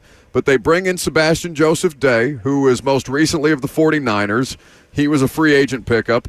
Talked about it before. Been on the Chargers, been a team captain, been a good player for a long time. He is a starting caliber player in your defensive line room. Sweat, the second-round pick, 38th overall. We've talked about opportunity costs with Tavondre Sweat. We've talked about the trade offers that they had for the Sweat pick. They ultimately decided to stick and pick because they felt confident in their vetting process. To date, all we have is training camp practices to go off of, but thus far they have been justified in their drafting of Tavondre Sweat. Outside of Jeffrey Simmons, obviously, you have T.K. McClendon, Quentin Bohanna, Keandre Coburn, Marlon Davidson, and Isaiah Eiton in the defensive line room. Depth and role players is now, I think, where the primary conversation goes, right beyond Sweat and availability, because what has Sweat done every day that they've been out here at training camp? He's practiced. He has found ways to be available. He continues to improve his conditioning. He seems to really vibe or feed off of what Tracy Rocker and the rest of the coaching staff, the support that you'll hear him talk about earlier as Lucas basks in the breeze like Beyonce with the wind blowing through his hair. That is typically what people think of when they hear my name. It's a beautiful Beyonce. Beautiful day at training camp. Yeah, it is fantastic today. Anyway, so you have a couple of different players. Danico Autry obviously wasn't re-signed. Jaleel Johnson not re-signed. Ross Blacklock not re-signed from last year's group. Kyle Pecco, who was somebody who had been here in a couple of different spurts, went to the Detroit Lions in the offseason. So that is the state of the Titans defensive line group. Are we buying or selling the Titans D-line group as currently constructed after additional days of padded practice? Now, what are we at, 5 days total of padded practice thus far in training camp, including today? Sounds about right. I'm buying. I think after you bought last year. I did. I was confident about the D-line group last year, and the D-line group was far from the biggest issue that the defense had. Jeffrey Simmons, effective when healthy, and Danico Autry was arguably the best defensive player on the Titans roster last year. But I think despite all of the moves that they made, the splashes they've made in the secondary, particularly with L'Jarius Sneed, that Jeffrey Simmons and Tavondre Sweat, if healthy, are the centerpiece of this defense and what they want to do on defense and generating pressure from the interior, what that can mean for the outside linebacker group that is not going to be among the most talented in the NFL this season, and how that duo can be helped by the defensive back group just being bought more time to crash the pocket I think Jeff and Sweat have a real chance to be the centerpiece of this Titans defense under Denard Wilson. I'm trying to think of interior defensive lineman combinations that I really, really like league-wide, as much as it looks like Jeff and Sweat are going to pan out in the early going. And, of course, we can't predict health and things like that. And Jeff, the availability for Jeff is a talking point. I mean, and I've had this conversation with Simmons, obviously, about, he has missed time due to injury. And we had talked about the idea of dialogue around players who are on second contracts, right? And how quickly it changed on Lewan from Taylor Lewan, fan favorite, all these different things, to Taylor Lewan, overpaid, not, missing games constantly, and everything that went on with Taylor. Now, we know very well what happened with Taylor Lewan's knee and why that situation played out the way that it did and why you've been chasing left tackle basically since the 2020 season, trying to figure out a viable option to move forward. In Jeff's case, it's an ankle, not a botched ACL repair the way that it was with Taylor. And in Jeff's situation, it is also different than Taylor because they were out of it way earlier last season than they have been in any other season. They were mathematically eliminated at an earlier point than they were at any other time in the 6 years that Mike Vrabel was the coach here and the 6 years that Jeff Simmons has been on the roster. Or I guess 5. This is going to be 6 for Jeff in the 5 previous seasons that Jeff had been on the roster. So they made the smart decision. We all consider it the smart decision to shut Jeff and some other guys down who were dealing with injury, and he finished the year on IR after playing 12 games. But he has clearly set out to prove a point about living up to the contract. I know for a fact that he has not appreciated the dialogue around not living up to the contract. And I don't think that when Jeff is out there and available, there's no question that he produces. I thought it was interesting when we talked about the top 10 positional rankings, right, that ESPN does every year. And a lot of the blurb around Jeff from anonymous executives and coaches and scouts around the league was about when he's focused, there's no question that he wrecks games. And I've never really had cause or concern with Jeff's focus when he's healthy. When he's healthy, you got to take focus out and put healthy. That's kind of where I'm at with it. So I thought that was a bit of a misread on the situation. So you said you heard that from who? No, that's the ESPN executives, top 10. That was in the blurb around when he's focused. There's no question he wrecks games. And that's from an anonymous. It was like an anonymous AFC scout or something. Yeah, personnel person in the league, faceless name out there in the NFL commenting on players around the league. So take that with a grain of salt if you want. For me, you replace, like you said, focus with healthy, and there is no question when Jeff Simmons is healthy, he wrecks games. Yep. How Jeff's availability holds up, how Sweat's availability manifests. Sebastian Joseph Day seems like the least amount of variance one way or the other of that position group based on how we're talking about the rest of it. And I think, in the case of TK McClendon, how many maybe they keep 5 defensive linemen, depending on what the edge group looks like and the special teams numbers, right? So let's say they keep 5 defensive linemen, Sweat, Jeff, Sebastian Joseph Day. I'm probably putting Marlon Davidson and TK McClendon on my short list there, although Keandre Coburn, who Sweat mentioned in a conversation that if you didn't hear it with us in the first hour, you'll be able to hear it here in just about 20 minutes, or in about 5 minutes from now, as a matter of fact. Sweat did bring up Keandre Coburn, who was signed to the roster, a former Texas teammate, whose locker sandwiches Sweats between Jeff and Coburn so that the rookie second-rounder has as much, beneficial presence around him as humanly possible. And so I don't want to discount Coburn's presence because of that, even though I think TK McClendon and Marlon Davidson have shown better. It's an untrained eye that I'm looking at these guys with. But based on what I've seen, the people that I've noticed are those two more than Coburn or Aitan or any of these other guys that we're talking about down the depth chart. Yeah, we're going to be playing that game a little bit, maybe not to the severity of last year with Andre Dillard, but a little bit of, okay, D-line has largely been besting the O-line in training camp.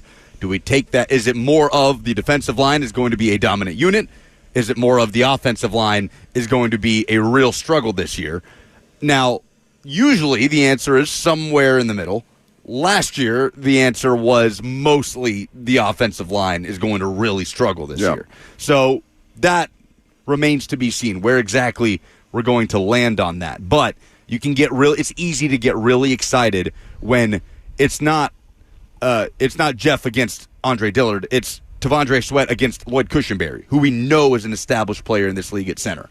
I mean, it happened today. In individuals, I mean, he's backing Cushenberry up 8, 9, 10 yards, and it's tough in the I don't want to. Cushenberry's on an island, right? He's going one on one. In a normal situation, you're going to be able to have help. Like, it's not just going to be one on one that way, but that is a tough spot for Cushenberry, and it's made tougher by the fact that Sweat is not an easy matchup. But Sweat's power, athleticism has been on display, and does it feel like he's getting more consistent as camp goes on? Because it felt like a week ago we were talking about seeing that he's out there. Like, that's the thing with T'Vondre Sweat, too. How it is good for him that the conversation has just been about what he's doing. It's got nothing to do with his conditioning or his availability. Yeah. And that's all we talked about in OTAs and minicamp. Is he going to be out there? That's all we talked about. That's just totally to the side now, and it's just about what he's doing out there. It does feel like he is flashing more and more consistently as camp goes on. Colts wide receiver Josh Downs suffered a high ankle sprain apparently during their practice today. Jeremy Fowler is reporting the outlook right now is that Downs could miss about a month, but the Colts are sorting that out. A key piece to the Colts offense goes down. Again, that's courtesy of Jeremy Fowler of ESPN. So unfortunate that injuries are happening around the league.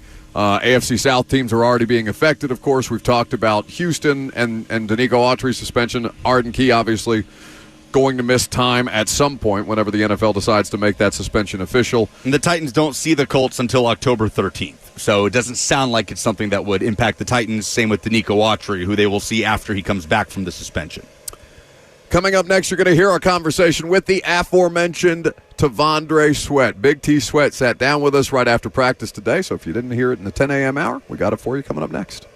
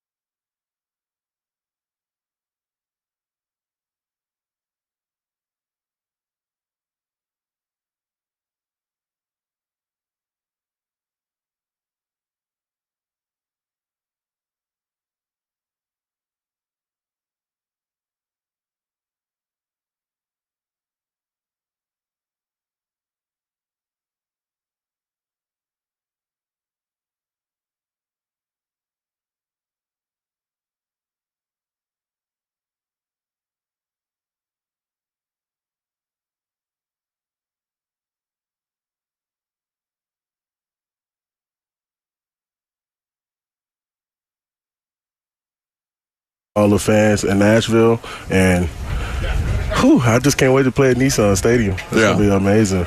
And just the fans, with the practice we had, the fans, it's amazing. I love the fans, love the energy and everything. Yeah, no, I mean, they seem to really feed off you and JC in particular. I saw JC, walking up and down, getting the crowd hype and stuff like that. They have really, at least in the early goings of Andre, it seems like they've really embraced the two of you because they have high expectations for you here. Right. I mean, we're just going to play our ball and we're going to go out there and do what we do best. I mean, you've been doing what you do best based on what we've seen over here from our vantage point.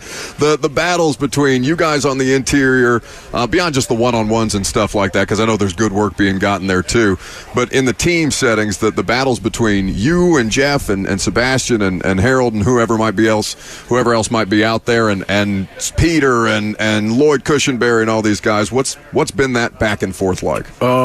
Man, all I can really say about that situation, it's just a great opportunity I have to even play next to Jeff with Sebastian, Colburn, Marlon, TK, all those guys, Q, Isaiah, man. I just learning from those guys, and plus the veteran guys like Jeff and Day.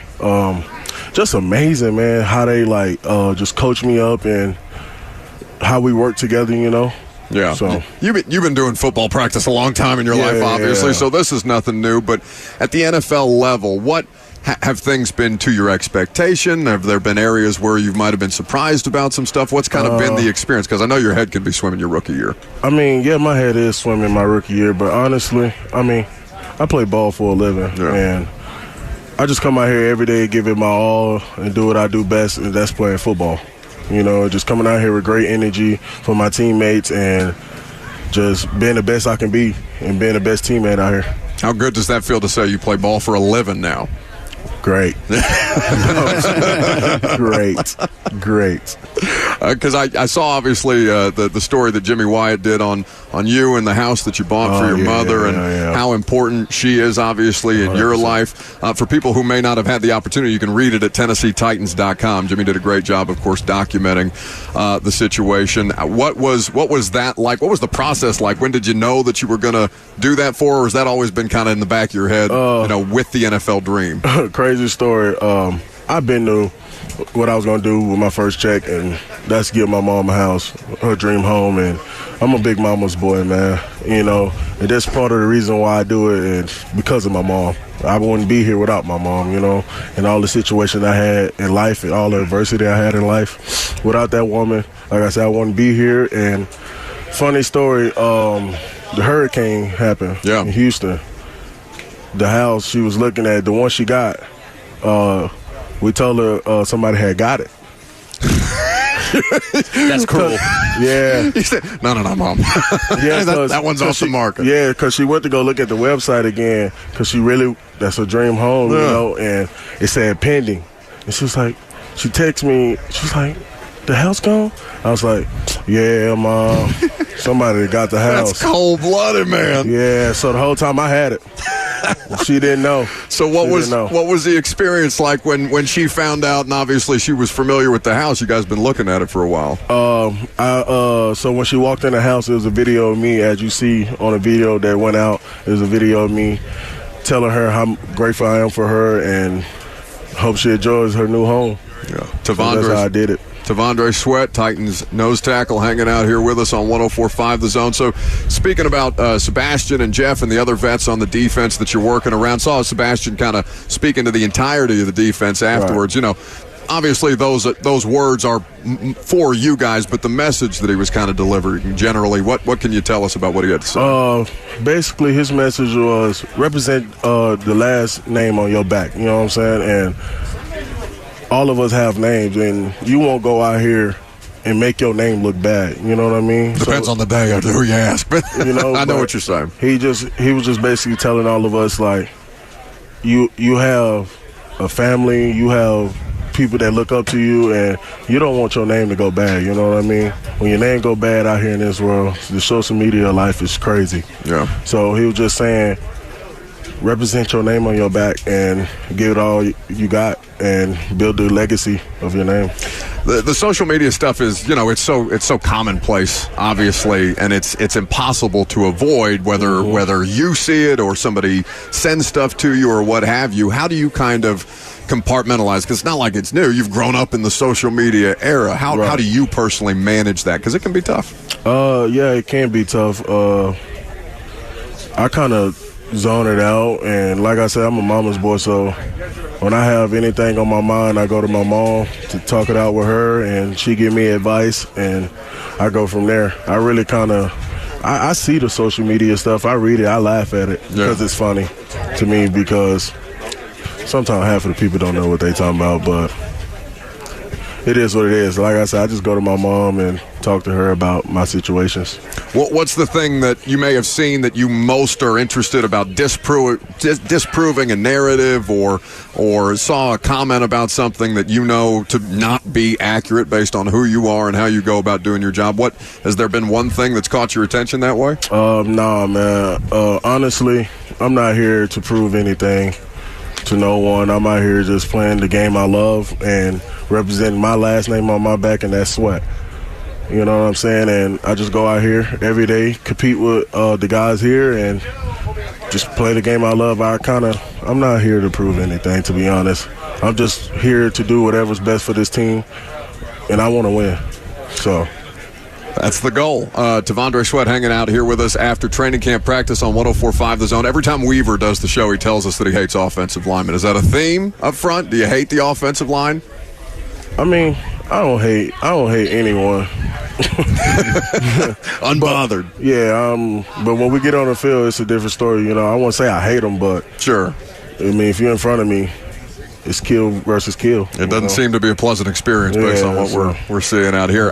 How is the support of the coaching staff? And I know Rand has talked a lot about how thorough they were in finding out who you were, the way that you know and your family knows and all those kind of things. What's been the level of support that you've felt around all this? This staff, man, they support you from back to back. They like your right hand up here. Like, it's like a family. I feel like family here, And all I can say is thanks to Rand to giving me the opportunity to come to Nashville and showcase my skills in Nissan Stadium. And I can't just be more thankful, to be honest, because, I mean, it's out in the social media. Like I said, I just can't be more thankful for giving me the opportunity to come here and be the best I can be. How have you felt because you had the off season go the way that it did, and then you got the opportunity to come back out here at training camp? Was there any kind of ramp up for you as far as conditioning or whatever the case may be when you miss that much time on the field? Honestly, I just take it day by day, and that's really my thing of life, is just taking it day by days and just going day by day with my life, Really just day by day. How many of these Tennessee people been chirping you about this UT stuff? UTK? Yeah. Is that how we're categorizing it? Because there's a bunch of Tennessee fans hovering around here that are ready to go to war about this. Yeah, I don't know. Look at this one. He's just sitting here waiting for the opportunity to pounce on you about it. Well, no, we're going to be civil about it. There's going to be a discussion. You won't even make eye contact. What do you mean be civil about it? There will be a discussion. That's UTK stuff. They can't look at people in their eyes. You ready for the speed round? Is this a part of the speed round? The T'Vondre Sweat speed round. Jackson, if give you us play the terrible music. The Let's terrible go. Game show music. So, Buck asks you the boring stuff that you just want to get out of the way and get through the interview. That's how these work. This is where things get interesting. T'Vondre Sweat, could you, in non-football terms, describe what it's like to dominate somebody on the other side of the line of scrimmage? In non-football terms? Ooh, jeez. Like, can you compare it to Just anything? remember, this is FCC safe radio. We got to be a little careful. FCC safe. Like the feeling of absolutely dominating a rep on the line of scrimmage. How would you describe it? One word to describe it to the audience. Dang. I would say John Wick. John Wick. That is incredible. I love that. All right, so I haven't seen the John Wick movie. Describe to me what that means. You got to go watch it. You got to just go watch it. All right, no spoilers on the radio. While show, we're doing the one-word thing, can you describe defensive line coach Tracy Rocker in one word? Ooh. Ooh. That man seems to love life when he's getting in there, mixing it up with you guys in the drills, leaning on you with the pad and stuff like that, talking smack. I was watching some of that last week. He seems to really embrace it. Yeah, I love that. Where has he been most impactful on you in the early goings with this as you kind of get to know each other? He been with me since draft day, man. I can't do nothing but thank him and the support he gave me. Yeah. What is your philosophy on sack celebrations? And do you have one? Do you want to carry one over from college? Do you think about that kind of thing? Not really. I mean, it's really whatever just come to me. Maybe I'll see something on TikTok and do it. No telling. Okay. You don't no tutelage from Jeff? Nah. I mean, Jeff does that. He's got his own. Just let it come to you. Yeah, it just come. Hardest thing about being big? Nothing. There's nothing inconvenient like just. What's the hardest thing about being short?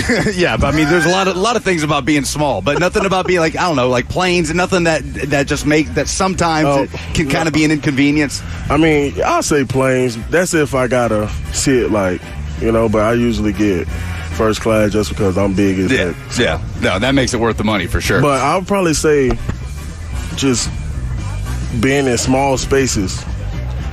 Yeah. I'm just. Yeah, but everything's a small space. I'm always bumping people. And people be like, James. No, it's just small spaces.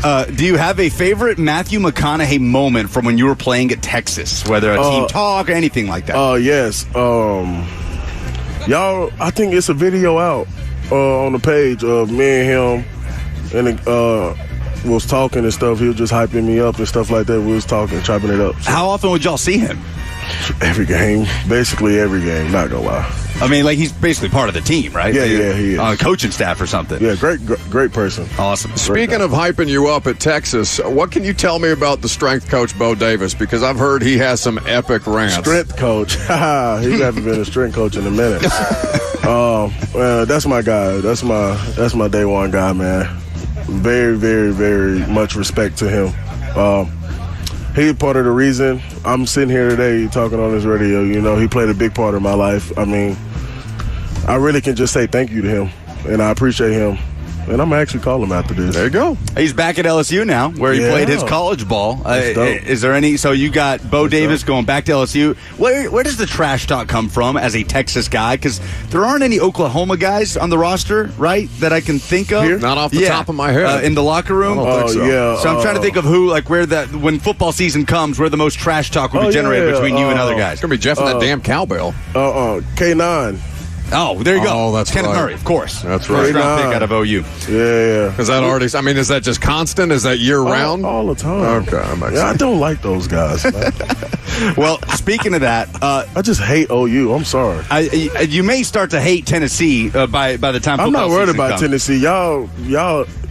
Well, hang on. We'll see what happens. Nah. But do you have an official statement on this? Because Mike Keith has brought this up. Official statement. Mike, what are you going to do? A press conference? But I want to give him an opportunity. I know you've been get to the podium. Come on, back and forth. You and Mike Keith have talked about this a lot, and I saw the Titans put out a video of Mike showing you that the SEC has declared Tennessee as UT in their preseason all-conference picks. Whoa. Texas as Tex. Do you have an official statement on that? Well, first, y'all didn't want us in the SEC anyway. Everybody's scared that Texas came to the SEC.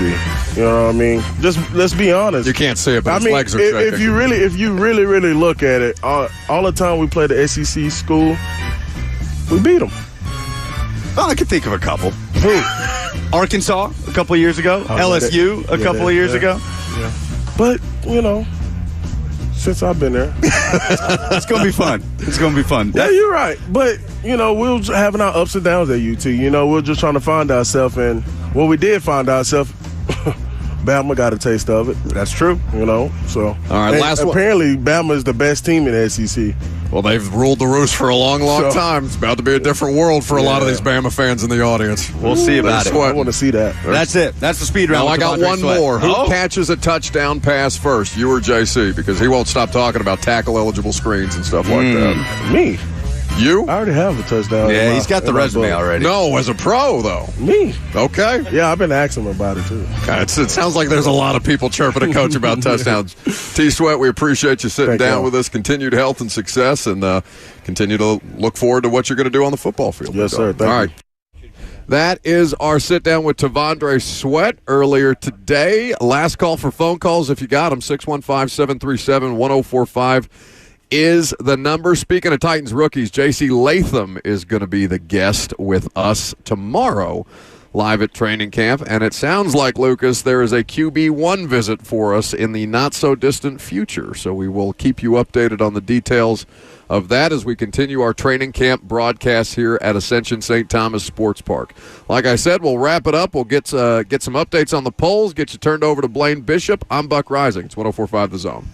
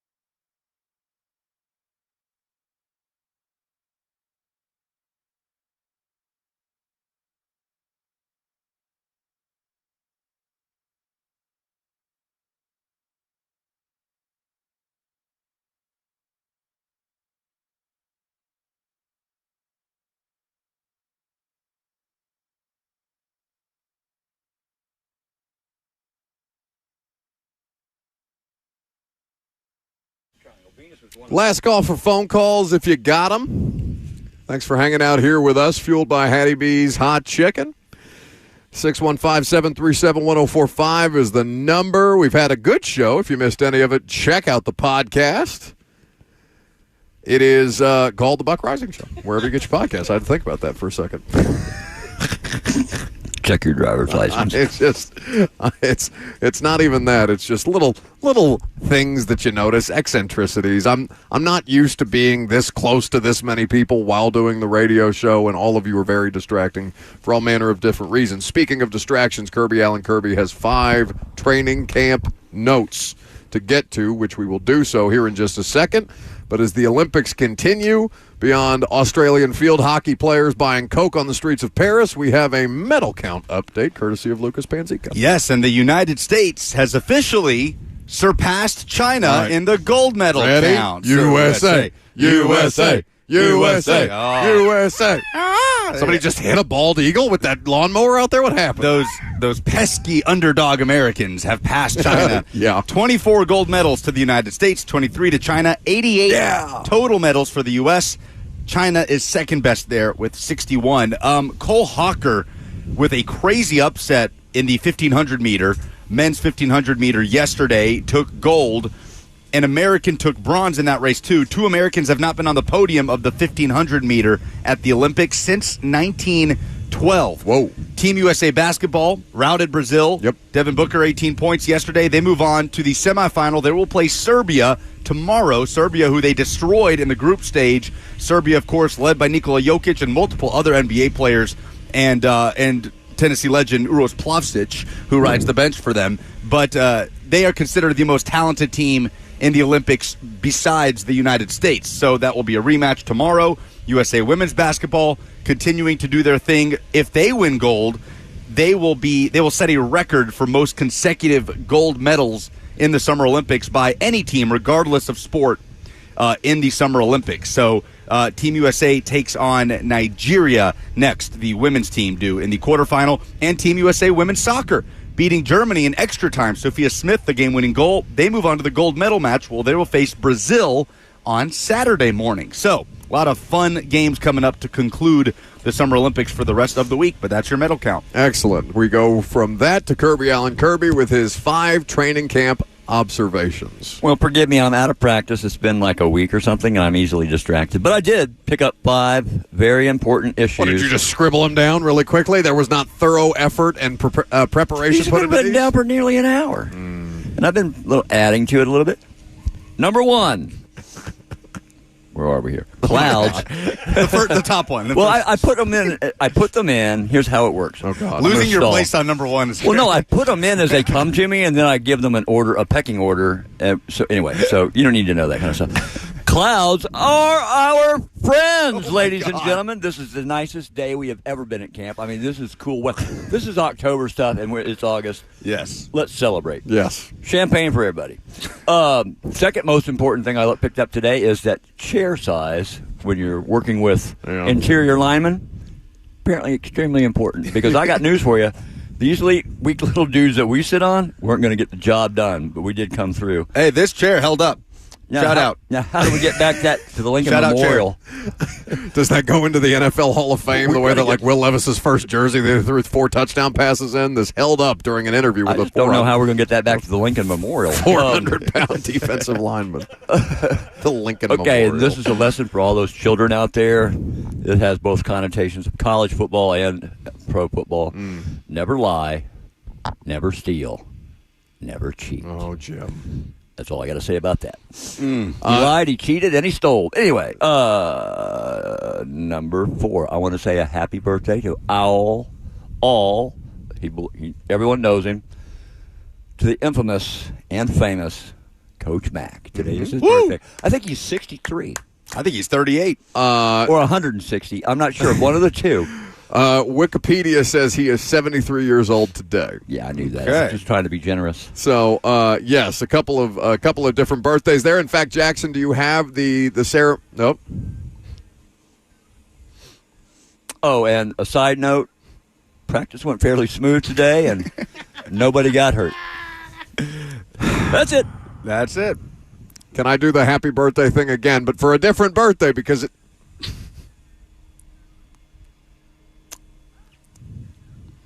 Whose birthday? To Lee Corso, who turns 89 years old today. Hats off to Mr. Corso. They share a birthday, Coach Mack and Lee Corso, who I'm sure he knows very well. One coach who I love, the other who I hate because he used to punt on third down when he was in Indiana. So sorry, Lee Corso. That is equivalent to Corso. Derek Dooley just not putting a return man back there. I That's almost respect that. Like, we're not going to get this anyway. Let's just boot it. Could I submit a claim? Is your microphone You're on? talking to the microphone. Yes, my microphone. You have the right to remain silent, Robert. I would like to submit a claim with one Rich Ferris. Oh, God. Because what does someone have to do to get wished happy birthday by the Zone? I have worked here for 2 years now. 2 years. Will Bowling gets a happy birthday. Buck Rising gets a birthday. Coach Mack gets a birthday. What does Bert get? I don't get wished for happy birthday? Crickets. I don't get wished happy birthdays, but I don't particularly care because you know why? How are we still talking over the Stephen A. Smith thing? Who cares about Stephen A. Smith, dude? We're live. Nobody cares about the Stephen A. Smith. I also don't think I've ever gotten a birthday shout out from the Zone. That's not true. You know, I think we should just unburden ourselves of all that stuff that we've been carrying around for years and years. Buck? You don't. It's a 3-hour radio show. That's my unburdening of the things that I've been carrying around. My happy birthday to you was insufficient, Robert. Did it include the Nissan Stadium dirt? He didn't give me dirt, a hot tub.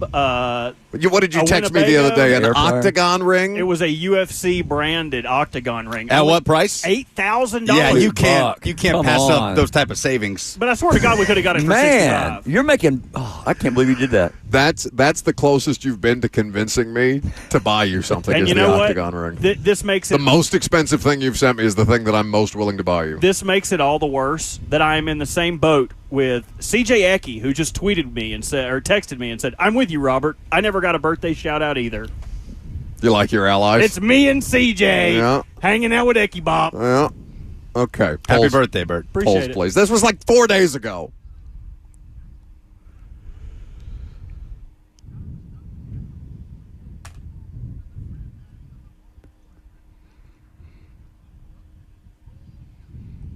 God, that's terrible.